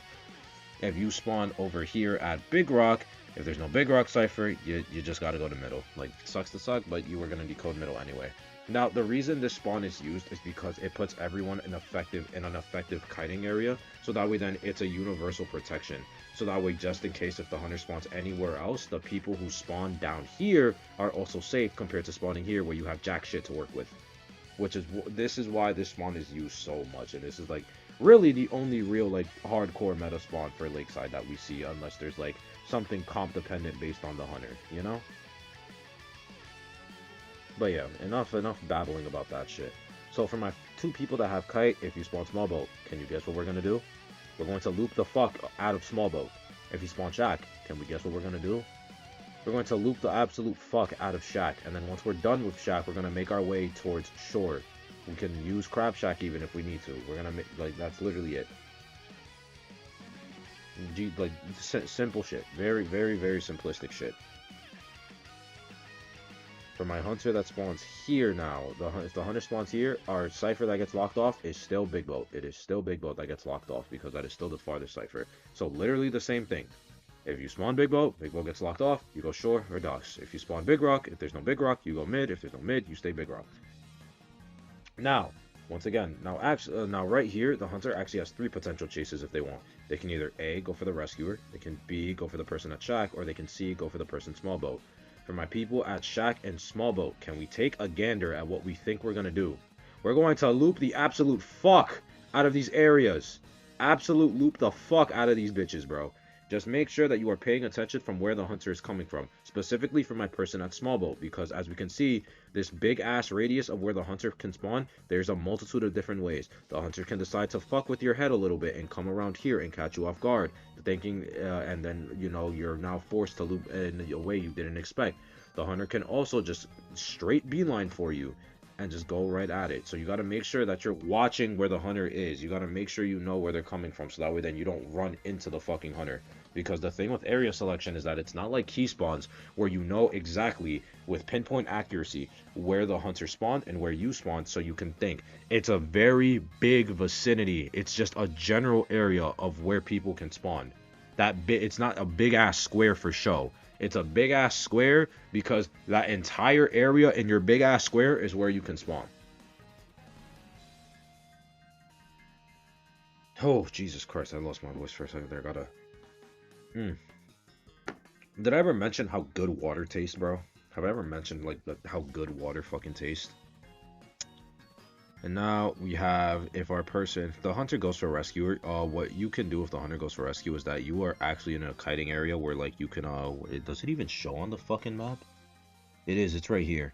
So if you're the rescuer, what you can do is go over to these fucking, like, little pallet shits over here at Big Rock, and then come to, like, this little, like, cabinized area over there, where, like, people know what I'm talking about, where the cipher spawns at Big Rock, pretty much. You kite around here, and then if you want, you can then, if you potentially can, loop all the way back towards small boat. But keep again in mind that person will be probably decoding at small boat or at walls per se, if there is no small boat cipher. So just watch out for that.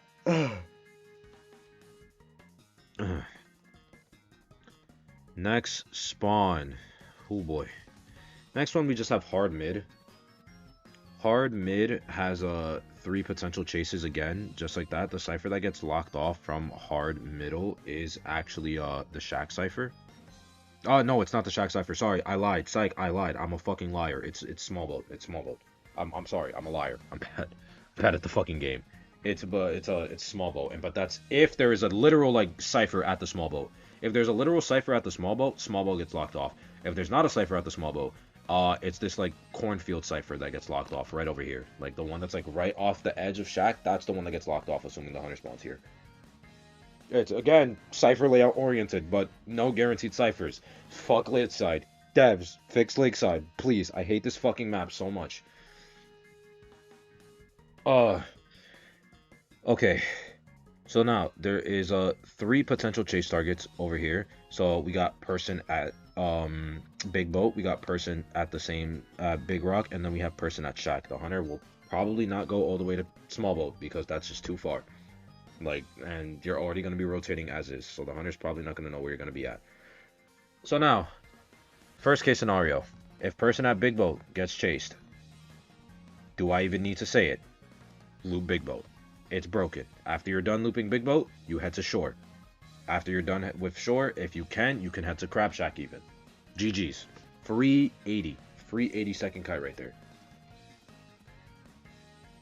If the person at the person at this Big Rock area gets chased, same thing. Loop that little kiting area at Big Rock for a little bit, and then after that you can maybe head to small boat. Now, just a quick rehash thing. If my person over here that is at the small boat area, if your small boat cipher is locked, Loki. Wait, no, would shit corner actually get locked off? Am I dumb? Oh my god, this is why I fucking hate Lakeside, bro. This is why I hate Lakeside. Okay. Oh, wait, no, I think it would be shit corner that gets locked off, actually. Yeah. Okay. So Zeus IDV is a fucking idiot. He's a mongrel. Where's eraser at? I don't use MS Paint that much, so I don't know where the fuck the eraser is. Here it is. No, that's not the eraser. What the fuck? That is this the eraser? Is this the? Okay. Well, whatever. That would have been way simpler. Point being, uh, yeah. Point being is that I actually now, after upon further investigation, I remembered that shit corner cipher is a cipher that can be spawned. So yeah, shit corner would be the way to go. Teehee teehee. My brain is slowly rotting away as I'm doing this shit. I'm trying to like make sure that I get all pieces of information down. And I'm also trying to make it in a timely manner because I know people don't want to sit down and watch like a 2-hour video on identity respawns. So yes. So you have this one right here. So shit corner would probably be the one that's locked off, granted, since it is the farthest cipher away. So if you do spawn small boat, actually you can just stay small boat. You don't need to rotate. You can just stay here, or you can go over towards logs and shack. You can decode shack freely. So now that brings me on to my next point. If my person at shack ends up getting chased, you just loop shack, and then after that you can then go towards logs / small boat. GG's. Very, very, very simple. Very, very simple shit right there. And now for the last Lakeside spawn, there is the off chance that the hunter decides to spawn here, in which the only potential targets, I don't see why you would spawn there as a hunter, but it has happened. I have seen it. So yeah, the cipher that gets locked off now is actually shack. The cipher, like on my wrong, now the cipher that gets locked off is shack. It is the farthest cipher away from the fucking hunter. So the cipher that gets locked off is shack. And our only two potential chases are the person at Big Boat and the person that is at Big Rock. So Big Rock, same thing. You loop the same little kiting area that you're at, and then from there you can head over towards the small boat area if plausible, assuming you get chased. If you're at Big Boat, need I say more? Loop the fucking Big Boat, and then after that, go to shore. Then from there, make your way over towards shack, assuming by this time the shack cipher would probably almost be done already, in which now you can safely do this transition. GG's. Only 2 spawns for Lakeside, not that much, just a lot of rotating and a lot of what ifs depending on cipher layouts, because once again, fuck Lakeside. Yeah. Okay, Moonlit River Park. Moonlit is actually, I think, the only map on this game where I can confidently say there is only one spawn layout you should do on this map. For rank. It is the only map where I confidently say there is only one layout that you should do on this map.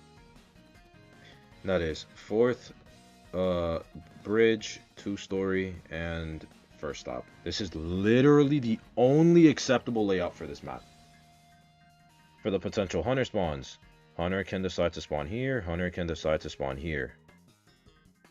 And these are really the only two. Oh, and there's the off chance that the hunter decides to spawn here, I guess.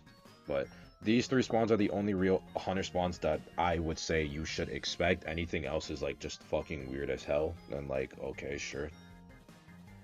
So now for the most common one, which is the spawning right here at the chair bridge right here. 2 susceptible chase targets will be A and B. The cipher that ends up getting locked is our person over here at first stop. So our person at first stop, you can go towards second stop to decode, since first stop is just not a factor here. So now, if our person at 2-story gets chased, you can't really loop 2-story because of the way the building is shaped and like how it goes, more or less. So it's like you get chased, you vault the window down here, you can go back inside to then vault the window one more time, and when you're done, you just then kite, in which you just used and abused these pallets. And it's like it's really simple. Like that's really all you can do, more or less. Like there's not really much because everything on Moonlit is so isolated and separated. If you're the person at 4th stop and you get chased, you literally just 4th stop marathon. Literally 4th stop marathon.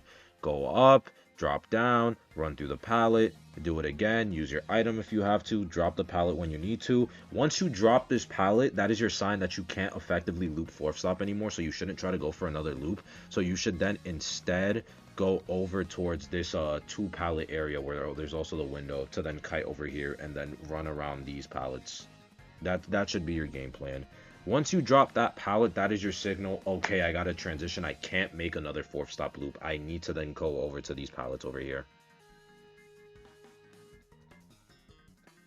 Ooh, yeah. If the hunter decides to spawn here, 3 potential chases, technically speaking, with the rescuer who spawns over here at Cipher Bridge, the person at 2 and the person at 4th. The person at 2 and the person at 4th, it's literally the exact same thing that I just said. It's unironic. It's literally the exact same thing. Only thing, and the cipher that is locked is still the same. It's still first stop. Only thing is really just a person that's at first stop. You kind of are a little bit screwed over, because if they do decide to chase the rescuer for whatever reason that's at Cipher Bridge, you're susceptible to target swap maybe, because you're gonna be over here decoding at second stop. But it's not the worst thing ever. It's like the map is just so far out and spread apart that like everyone is able to decode safely to an extent. Once someone gets chased. As for our rescuer, if our rescuer is getting chased, what I personally would recommend is loop around this bridge right here and then make your way into tent from there, depending on where you spawn. So let's say you're on Cipher Bridge and you spawn like right in the right on the bridge right here on the right next to the Cipher. You can just loop it around right here and then make your way into tent. If you spawn right here, then you can also just reverse loop it around and then make your way into tent. Or if that you feel that's too dangerous, you can always just go straight into fucking tent, and that's it. And then from there, from tent, you can make your way either to tent ruins, or you can make your way over towards again this pallet and window area right here. And if the hunter swaps targets, then the hunter swaps targets to a kiter who's at 4th stop, and that's gonna be a fucking pain in the ass in its own right.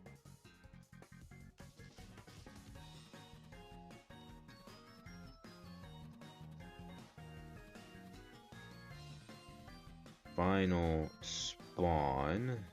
Final fucking spawn. It's going to be hunter spawns here. Now, if the hunter spawns here, the cipher that gets locked off is actually 4th stop. So our person at 4th stop either has to go towards tent ruins or go towards working carousel. One of the two. Now, our 2 potential chase targets are actually no. Technically speaking, 3. Cipher Bridge, 2-story, and first stop. If you get kite at first stop, you can actually loop for first stop somewhat effectively, because you know the hunter is going to be coming from let's see, when you spawn in and you're on the right and you're on the side and closer to the cipher, so the hunter will always be coming to your right. If you're on the side from the hunter will always be coming from your right. Always will be coming towards your right, assuming you're running assuming you're running towards the cipher. The hunter will always be going towards your right, always. So you know that you can immediately go to the left side of first stop and then just play ring around the rosy with it. You just, if you see the hunter is trying to adjust accordingly and maybe like starts coming from this end, then you just go back up the stairs and then you come out on the other end. And then after that, you can come to these pallets over here. You take your hit, you get on coaster, and then boom, you end up over here at the second stop area. Pretty simple shit. It's a little bit conditional based on how you see where the hunter's coming from, but it works. Like, it's still an effective manners of looping first stop. If the hunter decides to go all the way to 2-story, you do the exact same shit. You just vault window if you need to, come back in. If you have broken, you can then vault it again. When you're done with vaulting the window, you just kite god kite, use your pallets, blah blah blah. It's pretty simple. If you are a rescuer, and with this specific layout, I think you shouldn't try to like mind game this wall, this bridge right here, like this little area. I don't think you should try and rotate around it, just because the hunter has more flexibility on how to adjust accordingly. So I'd suggest more often than not just go straight into tent, and then after that make your way down to these pallets over here. The reason I say make down to these pallets over here is because if this person is decoding tent ruins, you don't want to kite on their cipher. If they're not decoding tent ruins, however, then by all means make your way over to tent ruins, but just adjust accordingly based on where people are decoding. That's it. That's it for Moonlit. Yeah, it's a really, Moonlit was like a really short segment. Like, that's it. Moonlit is over. This is the only, I don't see another acceptable spawn. This is for rank. This is literally the only acceptable spawn, and I refuse to hear otherwise. unless like someone gives me a legitimate argument. Okay, so this is take two of Leo's memory, right? So first take, I was kind of like eating a mint, but like not really. So yeah. Anyways, so I went to go ask Malky Poo real quick. I went to go ask Malcolm for Leo's mods, and yeah, we came to the same consensus. There's only one real layout for Leo's, and this is it. This is the only layout really like rank wise for Leos that you should be using. It works all the time. Like this is literally the only spawn layout you should use for Leos and nothing else. Potential hunter spawns they'll go as follow: uno, dos, tres, and then like maybe cuatro. I see this occasionally, so yeah, I'll count it. So 400 spawns. G fucking G's. These are the four. These are the only survivor spawns you should be using on this map, and then these are the 400 spawns I could go on. So now, like always, let's go over rotations for each one. So first things first, we have if the hunter spawns at Christmas Tree Gate. If the hunter spawns Christmas Tree Gate, factory gets locked off. So potential chase targets we have are my person Shack and my person at in between Godkite and Christmas Tree. So for my person at factory real quick, if factory cipher gets locked off, you will most likely have to rotate towards gas tank of some sorts, or maybe even go towards a Moongate on the opposite end, just because your factory cipher is locked off. You could also rotate towards Godkite, but I don't suggest it because this brings us into our next point. If person in between Christmas Tree and Godkite gets chased, you're gonna be going towards Godkite. So you're gonna kind of end up kiting on somebody's cipher, or you're gonna be decoding in someone's area where they're gonna need to kite. So I would just really suggest if you're the person at factory, just come over here and deal with your cipher and that shit. Whoa, that's not what I meant to do. Now, if the now for the person in mid, like leading into this, if there is no middle cipher, I suggest just going straight to Moongate then. Like, just go Moongate and let the person at factory have the one gas tank and just deal with that. No middle cipher is always a pain in the ass, but like, hey man, what are we gonna do? Just cipher layouts are a bitch, you know. Sometimes we gotta adjust accordingly. But now, onto the more important things, the kiting people. So like I said, if the person between Christmas Tree and Godkite ends up getting kite, you just come to Godkite, you can loop around Godkite, and then after that, once you finish looping Godkite, you just make your way over towards Factory. Simple, simplistic, easy. If you're at Shack, you can loop around Shack for a bit, you know, blah blah blah, do your haha funny shits, and then you can either A, go to Triple Pallet, or you can B, beeline over towards Factory. There's a lot of movement for this. There is a lot of movement required for this. So you would really want to be using a transitional based survivors, you know, characters like Acrobat or Patient or something, because they're just very good at taking advantage of the terrains that on this map specifically, so they can have an easier time transitioning. Like Patient, for example, he can hook on the balcony, which saves him a shit ton of time, you know. Acrobat can like ball off or some shit. So that way then he doesn't need to worry about the hunter like trying to do some cheeky drop attack bullshit or something. Stuff like that, man. Stuff like that. No, that's really it for this one. Second case scenario is if the hunter decides to spawn at Godkite. Now, if the hunter decides to spawn at Godkite, the cipher that will be getting locked off is a Moongate triple pallet, as we like to call it. And the two potential chase targets are person factory and then person over in between Godkite Christmas Tree. Person in between Godkite Christmas Tree, you end up just coming over to these two pallet areas right here, loop around the two pallet areas. And the thing with this is if you loop around the two pallet area properly, you could actually just end up transitioning all the way back to Godkite to drive the hunter back into the corner.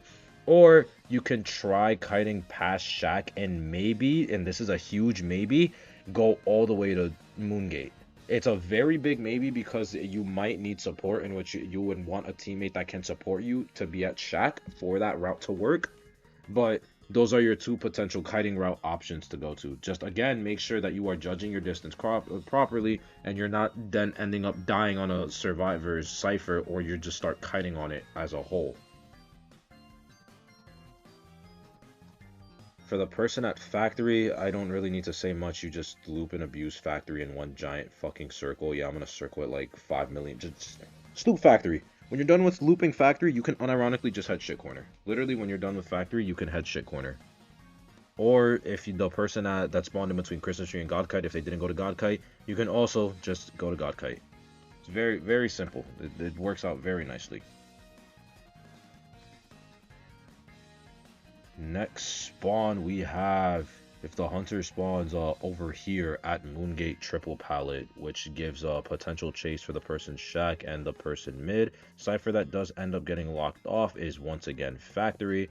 But here there's a bit more flexibility because now I was right now, so I'm just gonna start with the person kiting. If you're the person at shack, loop shack around like once, twice, thrice if you want to. You can make your way over towards Christmas tree. Now, I say Christmas tree, why? Because the person who's in between God Kite and Christmas tree either has to decode a cipher that's right here at container, or has to decode God Kite. Oh, wait, no, I got the cipher fucking wrong. Sorry, by the way, guys, the cipher is actually not factory that gets locked off. It is a God Kite cipher. I am sorely mistaken. Apologies for that. I completely forgot God Kite cipher exists. Sorry. God Kite is the cipher that gets locked off. Sorry about that. God Kite will actually be the cipher to get locked off. I'll make an editor's note. I'll make an editor's note for the factory one because I know for this one as well I made a mistake. The cipher that should be getting locked off is shit corner, not a factory cipher, unless it's like a weird ass spawn, in which yeah. But yeah, I'll make editor's notes. Blah blah blah. So yeah, regardless of that fact. Yes, my person at God Kite should be just decoding this container cipher or Christmas tree, but the person at Shack, if you are gonna hit Christmas tree, just make sure you don't die on the cipher. Just blatantly make sure you don't die on that cipher right there. So, what does this allow do? Why does this come back to factory? Because that means now our person at factory, you can either go to shit corner or you can go over towards like this Moongate area over here to decode. If there is no factory cipher, that is. Like if the factory cipher is outside, then sure, yeah, go for it, fuck it. But you can either stay there or if factory does get locked off, you can always just go towards shit corner slash Christmas slash Moongate right there. For a rescuer, you literally just go up the stairs, and if you can, like, cheeky way up the stairs, like if you're a patient with a hook or something, you just do that, and then the hunter, like, 9 times out of 10 will fuck off. Like, that's really it. Your defense mechanism is literally just going up a flight of stairs, and then boom. Hunter just cries about it. GG's. For the final one on Leo's, there is this spawn at Moongate itself, and the cipher that does get locked off is actually this Christmas tree cipher over here. So we have 3 potential chase targets now. So we have person shack, we have person mid, and we have person factory. Now this one is cheeky because you kind of need to rotate accordingly. So if person shack gets chased, the person at shack is going to be heading towards Christmas tree, which means the person that is at in between Christmas tree and God Kite should either be decoding container or should be decoding God Kite. That's how you want to play this out. Loop shack, and then after that, once you're done, then after that, head towards Christmas tree. If the person mid gets kite, it's the same thing. You just go to the balcony stairs, and then the 109 times out of 10 is going to fuck off. Or if they chase you, well, then you just loop factory. Now, if the person factory ends up getting chased, then the person at factory wants to end up looping factory, and literally just ending up looping factory, and then making their way towards, either shit corner, or making their way back towards Moongate Triple Pallet. Because obviously, you know, you can't loop factory forever, and especially since factory is one of the places where basement spawns in, you kind of want to get out, especially when you get hit. So if you get hit while looping factory, take that as your cue to transition. All right, I'm going to either head to shit corner, or I'm going to try and push for Moongate Triple Pallets over here. That's Leo's memory though. Only like Moonlit, only one real like spawn layout. That's it. Like this is really the only spawn layout you should go for Moonlit, at least for rank wise. Alright, Red Church. We got everyone's favorite map, Red Church. Probably the most balanced map in this entire game, in my opinion. And here we have our potential spawns just in the general sense. So we have Shack, we have Mid Broken, we have Wedding, and we have Godkite. These are the 5 spawns that you should be selecting from. You should not be spawning in any of these fucking corners, like, at all. No, like, by no reason should you be spawning in any of these damn corners. Now, layout wise, we have our first layout over here, which is shack, middle, wedding, and mid broken. Potential hunter spawns go as follow. There is back broken, top broken, uh, graveyard, and god kite. These are potential spawns. Now, the only thing I'm gonna say about graveyard and god kite is that graveyard and god kite is kind of like the same exact spawn. I'll get to that in a bit though.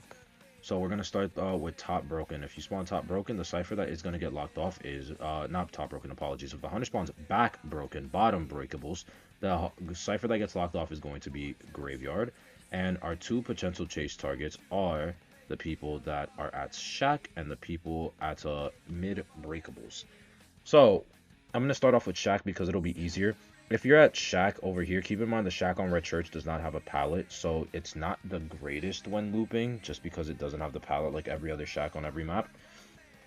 So you maybe can only like run around this once and vault the window. After you vault the window, you want to transition then to this back gate area where you can have more effective looping play styles. You could play around with this pallet, you can play around with the windows, and then after that you can even head further into back gate and play with these two pallets. These two pallets back here are so strong and heavily underrated, it's insane. They're two god pallets. The hunter has to break them. Like having two god pallets right there for you is like really great. Actually, no, not two. One. Apologies. There's only one god palette. It's one god palette and then like a mini suicide palette that you can still mind game around like decently well because the wall is long enough. So yeah, having a god palette right there along with this like another like disposable palette is really good for you. And because once you get rid of these palettes, you can then further on transition over towards what we call backgate dungeon area slash god kite, in which then that even potentially leads you right into graveyard. So you have your you have your cookie cutter route like set up for you. The vault shack window. You can then just go over towards backgate pallets where the cipher is. Then after that, you can just kite backgate. Once you kite backgate, transition towards backgate dungeon, get to god kite, and once you're at god kite, you can see if you can even make the push for graveyard. And now you've taken the hunter on a fucking tour across the map. If you are spawning at the breakable areas, this is kind of a tough spot for you because you can, in theory, loop it because of the abundance of pallets that there are, like in mid-break. Like, mid-broken alone has, like, 1, 2, 3, 4. Mid-broken alone has 4 pallets for you to work with. There's no windows, but there's 4 pallets that are all within very good relative distance of each other. So you can go to like that area where like there's that big ass rock in that one pallet where the locker is. You can rotate around there. From there you can head to the pallets over here need be. Cross down over to this pallet that's right in front of where the chair spawns, and then you can just immediately head into church.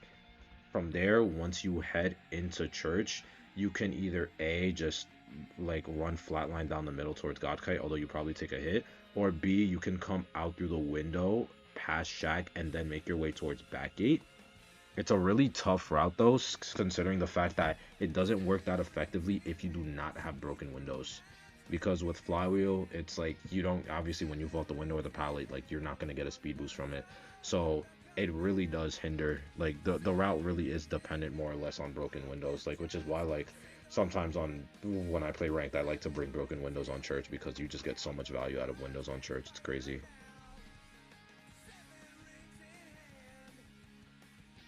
What is my phone doing? My phone is like tweaking right now. What the fuck?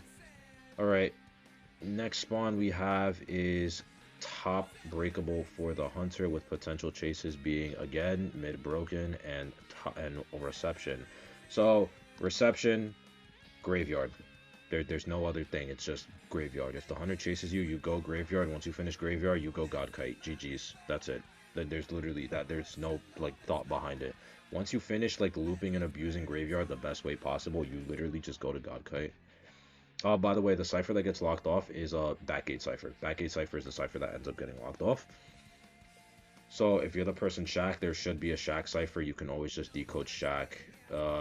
If there is no shack cipher, you will kind of have to cope with there potentially being double middle. Or even going towards a back broken if there's double back broken ciphers. Now, if you're the person at mid broken taking shack, it's pretty much the same idea, except in reverse. So because the hunter's coming from this way, you can actually transition over towards back broken and then eventually just go to shack all together, then pass through shack, and then after that eventually just end up at back gate. Literally, like you see how like it literally looks like it's just one massive circle, like that's literally what it is. That's all really you have to do for this one. For this one, it's not the craziest thing. It's not really that complicated, to be honest. And now we're going to get to our God Kite / Graveyard. Now, I said God Kite and Graveyard were pretty much the same because it's more or less is. It's the only difference is just if you spawn at Graveyard, the Cipher locked will be Graveyard. Actually, let me adjust the colors real quick for this one. So pink is going to be for God Kite. So if the hunter spawns, I mean not God Kite, pink is going to be for Graveyard. So if the hunter spawns at Graveyard over here, let me just real quick remove this. If the hunter spawns Graveyard, then the cipher that gets locked off is going to be back breakable. But if the hunter spawns at God Kite, the cipher that's going to get locked off is going to be mid broken. And it's like it's more or less irrelevant because either way, the person at mid broken just needs to pick which cipher they're going to do, pretty much depending on the cipher spawn. And the possible chases are literally the same. Like it's literally just Graveyard or mid. Wedding or mid, wedding or mid. It's literally the exact same, like, potential chases. So that's why I called them the same spawn, like, more or less, like, because it really almost does the exact same thing for you. So if you're the person at mid broken, you can either not mid broken. If you're the person at wedding, you can either go to top broken and make your way to mid to then continue making your way all the way to back. Although I kind of don't recommend it that much because you're not really going to have that much palace to work with, and there's a lot of open space that gives the hunter the ability to catch up easily depending on the hunter that you're facing, more or less. So it's not the safest route, but if you're playing a survivor that has good transitional ability, then you should be fine. You can also just go into church, and then after that eventually like make your way to the back of church window over here, and then from there make your way towards back gate. You can see yeah, there's a C. You can see same thing, go into church, except you vault the window over here, the church window over here, and then make your way towards graveyard. Or you can D, which is just instead of going into the church window, you can play a little marathon game of going around the fence walls and then head to graveyard that way. I would not suggest this again if you're not playing a survivor that has high transitional ability.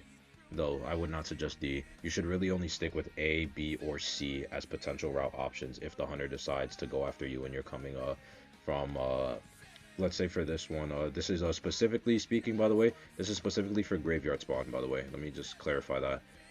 This is specifically for graveyard spawn, those routes. So going through here, all the way through here, going from church all the way to the back of church window to then make it towards back gate, or just entering church and then going to the church window. This is specifically if the hunter spawned graveyard and the hunter is going towards you, to the person at wedding. If the hunter decides for whatever reason to then go after the person at middle, like you just literally vault church window and then after that you just go to back gate. The literal exact same thing. That's what the person at wedding would do, except it's just shorter because you're already spawned in closer to the church window. Crazy, honestly. If hunter spawns at God Kite, it's either person at middle or person at wedding. Person in middle, same thing. Church window, back gate. GG's.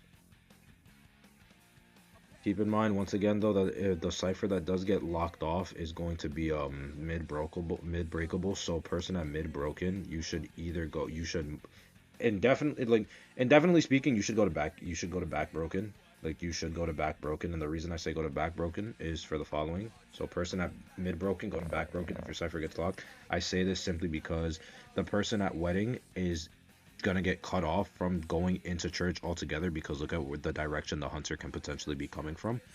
So either A, the survivor just goes around to then head from top to mid and then into church, so that way then they can eventually church window back gate, or they can try and gamble marathoning this, going into church window, and then graveyard. But it is a gamble, once again, if you do not have a survivor that has good transitional ability.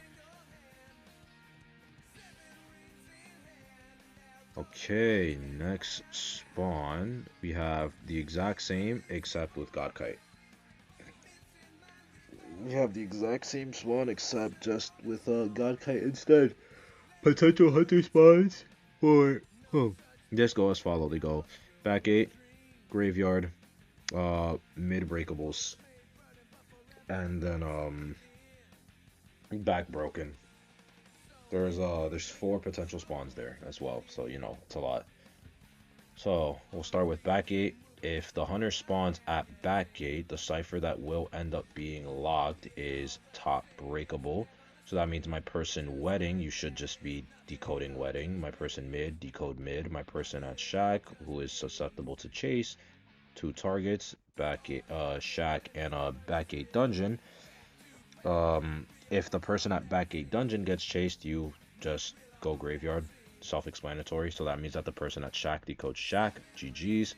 If the person at shack ends up getting chased, then you, my friending, you can either should just vault the back of church window and then make your way to mid breakable just like that.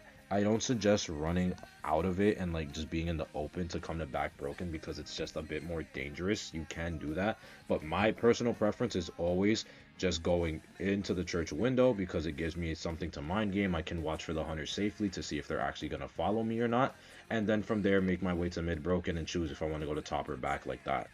So that way then I can decide based on cipher layouts and where ciphers are going to be located.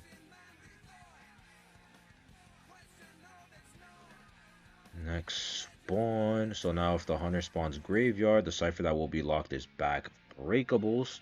And my two potential chase targets are my person at wedding and my person at God Kite. We already went over what person at wedding can do. They can either leave top to mid to back, enter church, back church window to back gate, church window, counter rotate back into graveyard.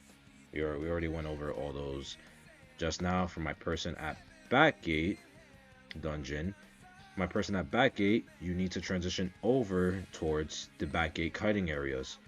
After you're done with using the back gate kiting areas, you kind of need to transition like over towards this like middle area more or less. It's like really weird. It's like a half circle kind of thing. The reason why you don't want to try and push shack is because if mid broken is blocked off, the person at shack is going to be decoding at shack, and again, we don't want to disrupt the cipher rush. Like, it's okay to pass by, but we do not want to disrupt and give the potential chase targets. And again, this back gate area has a lot of things to work with because once you finish looping like these back gate, like these pallets over here, like that are deep in back gate, and you start heading to like the middle set areas, once you head back to this middle area, you can then actually just like keep going and then go into God Kite and then loop back around to graveyard. So you literally go in just like a giant figure eight. Like you just go from where you spawn. You start off, go up, curve, and then you end up back downward, and then you can just actually keep pushing out graveyard. It's really nice. It works out really nice. Next potential is these two spawns again, and these two spawns kind of work like the God Kite and Graveyard spawns, where they're more or less the same. But I can actually go with them individually because there actually is some subtle differences. So for the mid broken spawn, the cipher that does get locked off is if I'm not wrong, let me just cipher that gets locked off, I believe, is the backgate dungeon cipher, just because you know it's exactly parallel, so it's going to be the farthest away from the hunter compared to the diagonal at backgate over here, because it's all the way like in the fucking crevices of the map. And there's three potential chase targets for the hunter that spawn at mid broken.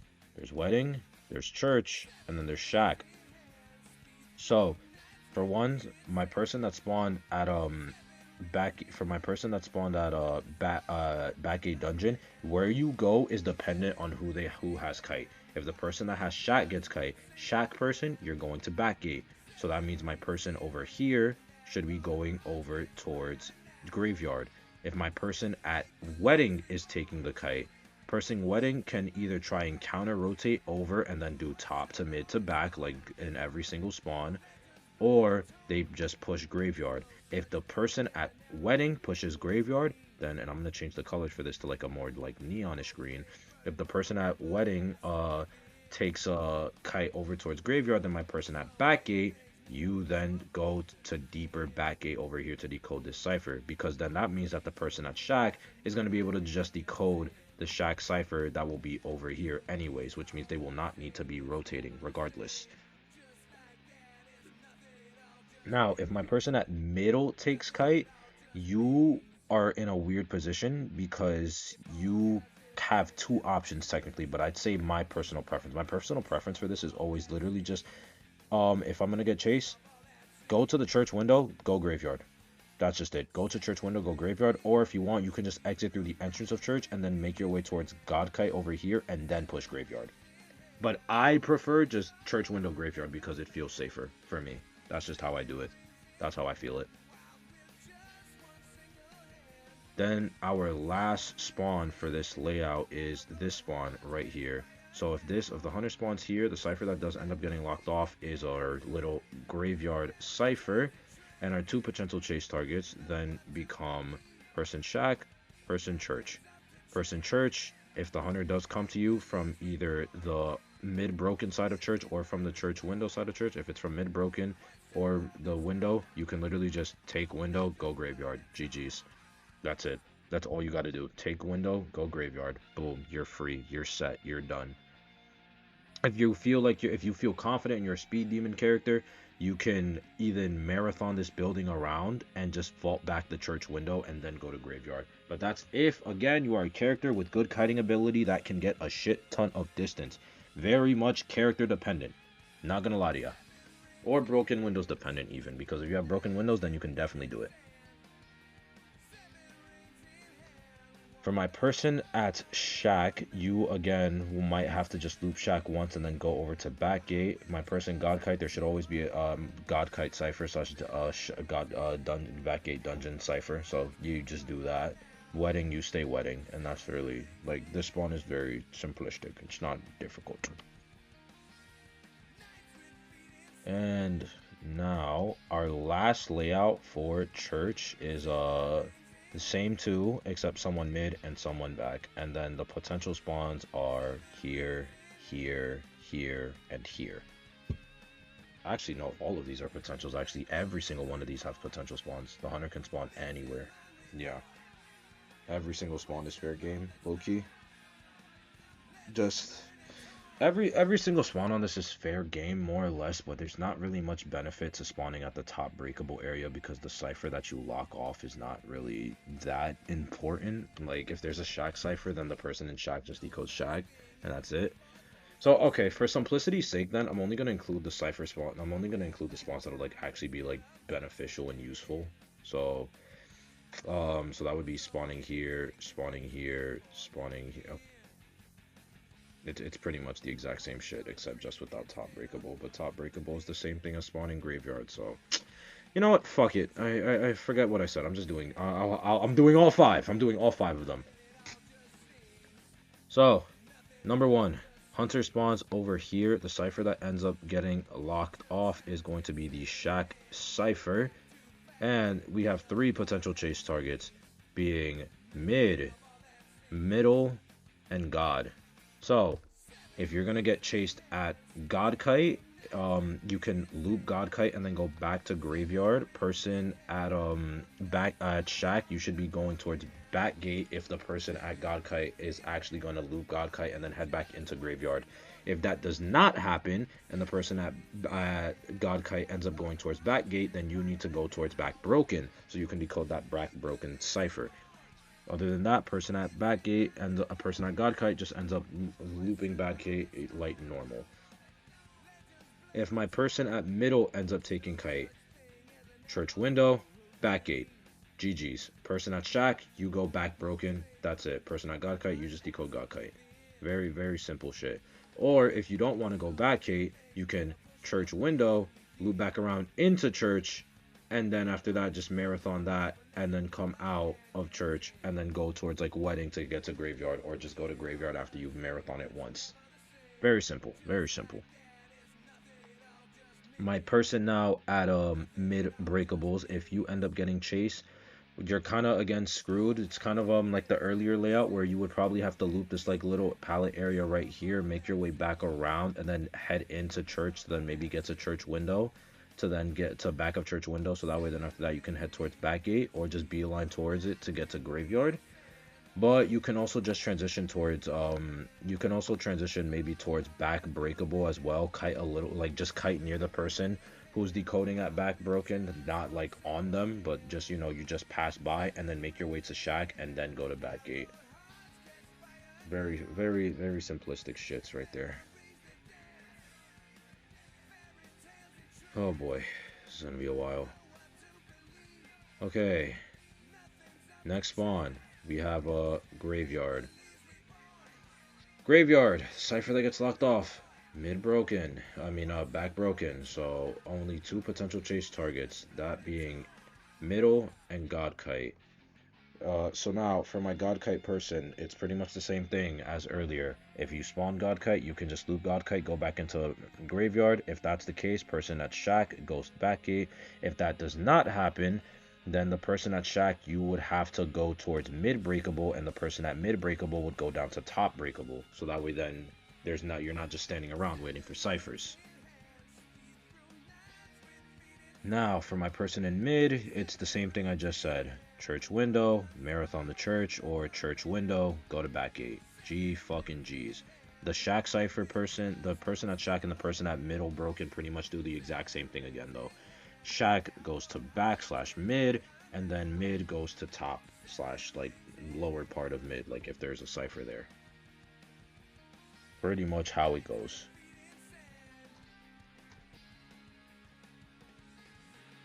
Next one, we have top breakable. If it's top breakable, the cipher that gets locked is back gate. So two potential chase targets right here. We have middle broken and we have wedding. We have church. Do I need to say anything for church? If you get chased, boom, boom, or boom. That's really it. That's all. That's really it. I don't need to say much for church. Just loop the church window, loop it back around, back in through the entrance of church, or just head straight to back gate after you finish vaulting that church window. G fucking G's. Now, if the person at church does end up getting chased, the person at shack, you just decode shack because shack is the one that's not locked off. So you don't move at all. You just go into shack and decode. And that's it. If person at middle broken ends up taking the kite, then let me just keep that route there. Yeah. If person at middle broken ends up taking the kite, mid broken, you're again stuck in a weird spot. Loop rocks, you can head over towards you head over to back broken, you can head towards shack, pass by real quick, make your way to back gate, or you can loop these pallets all over again, and then after that head into church to either get to the church window or to eventually get to the to get to the back of church window to get to back gate, or get to the church window that leaves you towards graveyard to where you can push graveyard. GG's.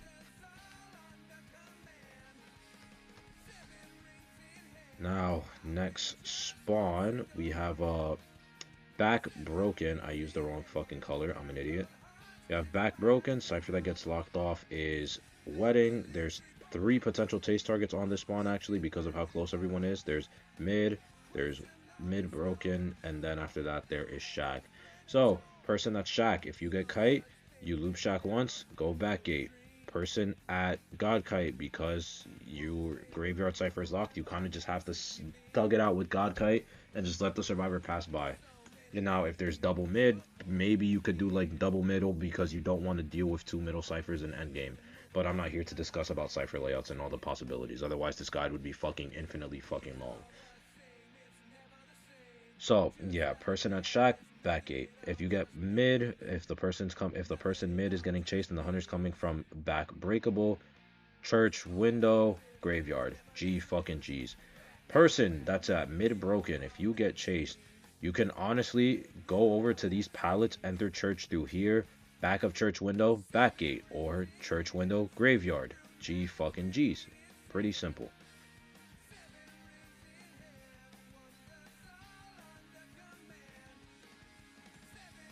Now we have our final spawn for this layout. We have back gate. If back gate is spawned, top broken takes the lock, and just like the back broken spawn, there is 3 potential chases with mid, god, and shack.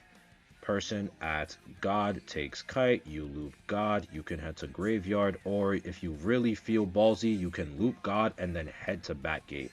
Although I don't know why you would realistically do that, because graveyard is graveyard, it's right there. Like, you know, always good to just be in graveyard. But yeah, if you're really feeling ballsy, you can just loop God kite and then go back to back gate.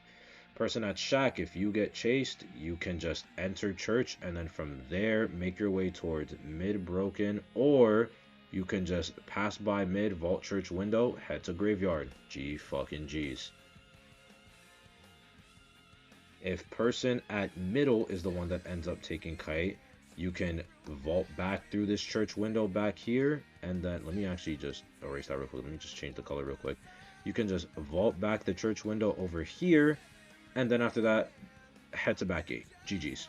Really, really simple. Really simple. Just head to back gate, or you can just keep marathoning the building itself, and then eventually head to back gate whenever you want to head to back gate. Very, very simple. Very simple. Church is a very simple map. But I believe, yeah, that is everything for church, if I'm not wrong. Yeah, that's everything for church. Oh, one more map. One more map. All right. We have our final map of the Spawn Selection 2024 guide made by the Zeus IDV. Yeah. Oh, Jesus fucking Christ. Yeah, Spawn Selection guide, final map, let's go. So, our spawns, hospital, you, and you. These are the only spawns available and should be allowed for the hospital. And there are only 3 layouts, like three actual layouts for this map, realistically speaking, if I'm remembering correctly. Or is it 2? No, it is 3. It is 3. It is 3. There's only 3 layouts for this map. I believe there's 3. We'll get to it where I get. We'll get to it when I get to it. Okay, so we have our first layout, which is probably the most common layout. We have ruins, we have hospital, we have birdcage, and we have statue. Potential hunter spawns go shack and here. And then here. These are the 3 potential hunter spawns right here. These are like the 3 like most common hunter spawns. If you're spawning in one of these 2 corners, I mean, I guess, but like I would not recommend it, I suppose. Like, I don't know. Okay, well, maybe I can see an argument for this corner, so for argument's sake, I'll include it, but this shit corner, no, never, never. So, let's get into it. So, for the first one, shack. So our 2 potential chase targets are, sadly, the person in hospital and the person in ruins. If you're the person in ruins, you just loop ruins to all fucking hell. You loop ruins, and then eventually when you're done looping ruins, you just enter hospital. GG's. Very simple. Once you finish looping ruins, like after, my rule of thumb for looping, by the way, is when you feel that you are about to take your first hit, that is your signal that you need to start like transitioning out of an area. If you feel that the hunter is now like starting to catch up, like not when they catch up. Let me make that very clear. Not when they catch up, when they are starting to catch up, because you want to delay that first hit as long as possible. Because yeah, you want to take a first hit so you can transition, but you also don't want to then take a hit to then not be able to actually use a speed boost to transition. Like taking a hit inside ruins versus taking a hit while you're going out of ruins are 2 different worlds of value. Because you take a hit inside ruins, by the time you're exiting ruins, your speed boost is already done and the hunter can catch up. Now, if you take a hit while you're exiting ruins, now you have a speed boost that helps you get a free transition into hospital. That's the logic right there. You feel me? If the hunter decides to chase the person in hospital for whatever fucking reason, you just loop hospital to your like heart's content, and then boom. Like, loop it to your heart's content, and then after that, just leave if you get hit and you know basement's there. GG's. That's literally it. Cipher that gets locked off if the hunter decides to spawn shack is Forest Cipher. Yeah. Next spawn, we have this corner right here with our 2 chase targets being A, B, and I guess C if you really want to count it, but we all know what's going to happen if the hunter decides to chase the person in hospital, so I'm not even going to go over it. So if my person at statue takes kite, you just run towards forest, and then you can force your way up towards birdcage to just kite a bit in hospital. Eventually you transition out of hospital, and then you can even actually push your way up towards shack, which is really good. Like, spawning statues kind of underrated because there's actually like a very long route that you can do with it, and hunters don't really account for that, because then like the time it takes to pull off this route is literally like about the same time as like waiting out a blink. Like, it's crazy. Like it's the guaranteed 60 for blink to be up and then some, because with all the distance you have, depending on the character that you play, the hunter might even be forced to blink for first hit, and we know how we feel about blinking for first hit. We love that shit, bro. We absolutely fucking adore blinking for fucking first hit. Now, if my person at ruins gets first kite, once again, you loop ruins to your heart's content. Once you feel that the hunter's starting to catch up for you, transition to shack, and then you just fucking loop shack. If basement is shack though, obviously you want to make sure that if you're injured, you're literally just there to loop shack once. Like, you're there to just burn the god pallet and then leave shack, and then that's it. That's all you want to do. If you're not injured, you can then play around with shack a little bit more if basement is there regardless. But then once you get hit, you gotta evacuate and then eventually try and make your way back in towards hospital. Either way, shack is like a central point in these kiting routes, like, for the most part. Like, hospital is such a closed map that, like, there's so many like different ways for you to rotate around with hunters, bro. This map is so Survivor side. And as you can tell, I'm tired because I've literally been doing this since 10 a.m. If you've been watching the video, you're actually like, you can see the clock like go up as I've like been recording the videos, because I'm just doing a raw screen share. So like, you can literally see it. It's so fun. So now, the cipher that gets locked off if the hunter spawns here, this cipher right here at shit corner. G fucking G's. Now, hunter decides to spawn forest. The cipher that does get locked off is actually shack cipher. So now, two potential chase targets being our person that is at birdcage, then our person that is at statue. If you are at statue, then all you gotta do is kite a little bit in statue and then eventually head over to ruins. GG's, very simple. Now, because our person in ruins is here, person in ruins, you are kind of screwed, because if there's no double ruin cipher, then you kind of just like either have to go to shack to wait it out, or what you can do is try to counter rotate the hunter and just actually go over towards statue to decode statue while the person who originally spawned statue is being chased. But that's more of a comms thing. You kind of need to have a lot of comms. Or another option is you just run over to this shack dungeon spawn area, because there's typically a cipher here where that you can just do. Now, if the hunter for whatever reason decides to chase the person that spawns birdcage, which is the rescuer, more often than not, you can just either run around hospital and then eventually force your way over towards shack with the pallets that you have there. There's two pallets that are next to a chair, then followed up on a long picketed fence with like another set of two pallets that are like right in front of shack, that are like right over here. So you just use these pallets, you make it over here, get to this pallet, boom, you're at shack. Or if you want, you can just enter hospital for a little bit, vault the window, and then after that make your way towards like ruins or some shit. Either way, it works. You just got to make sure not to die on ciphers, obviously. Although I highly doubt the hunter would chase the rescuer who spawned birdcage. So, you know, more often than not, it's the person at statue taking kite.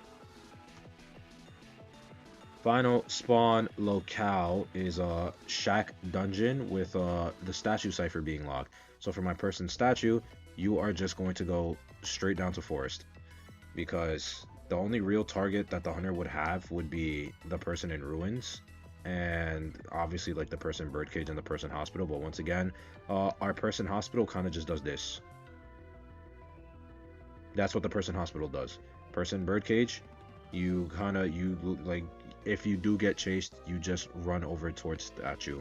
Like, GG's, simple. So for my person in ruins, this loop ruins, and then you can either take her to shack or take her into hospital, as long as you gauge your distance properly. Very simple shit, ladies and gentlemen. Very simple. Next set of spawn locales, we have this, and this. I think this is it, actually. I think this is the only other like acceptable spawn on fucking on the Sacred Heart. So we have these spawns, this spawn location with a hospital, birdcage, ruins, and shack, and then the hunter can spawn at statue. The hunter can spawn here, or the hunter can decide to spawn here if they really feel like it. But I would not recommend this spawn as a hunter, like, in the slightest. You literally gain like no value from this spawn, like, at all. So I'm not even gonna include it. Actually, it's really only these two spawns. These are the only two spawns that you should be doing as a hunter on this map, if you see this layout. So for this one, once again, two potential chase targets with the person in ruins and the person birdcage, not counting the person in hospital, because person in fucking hospital, like, the hell.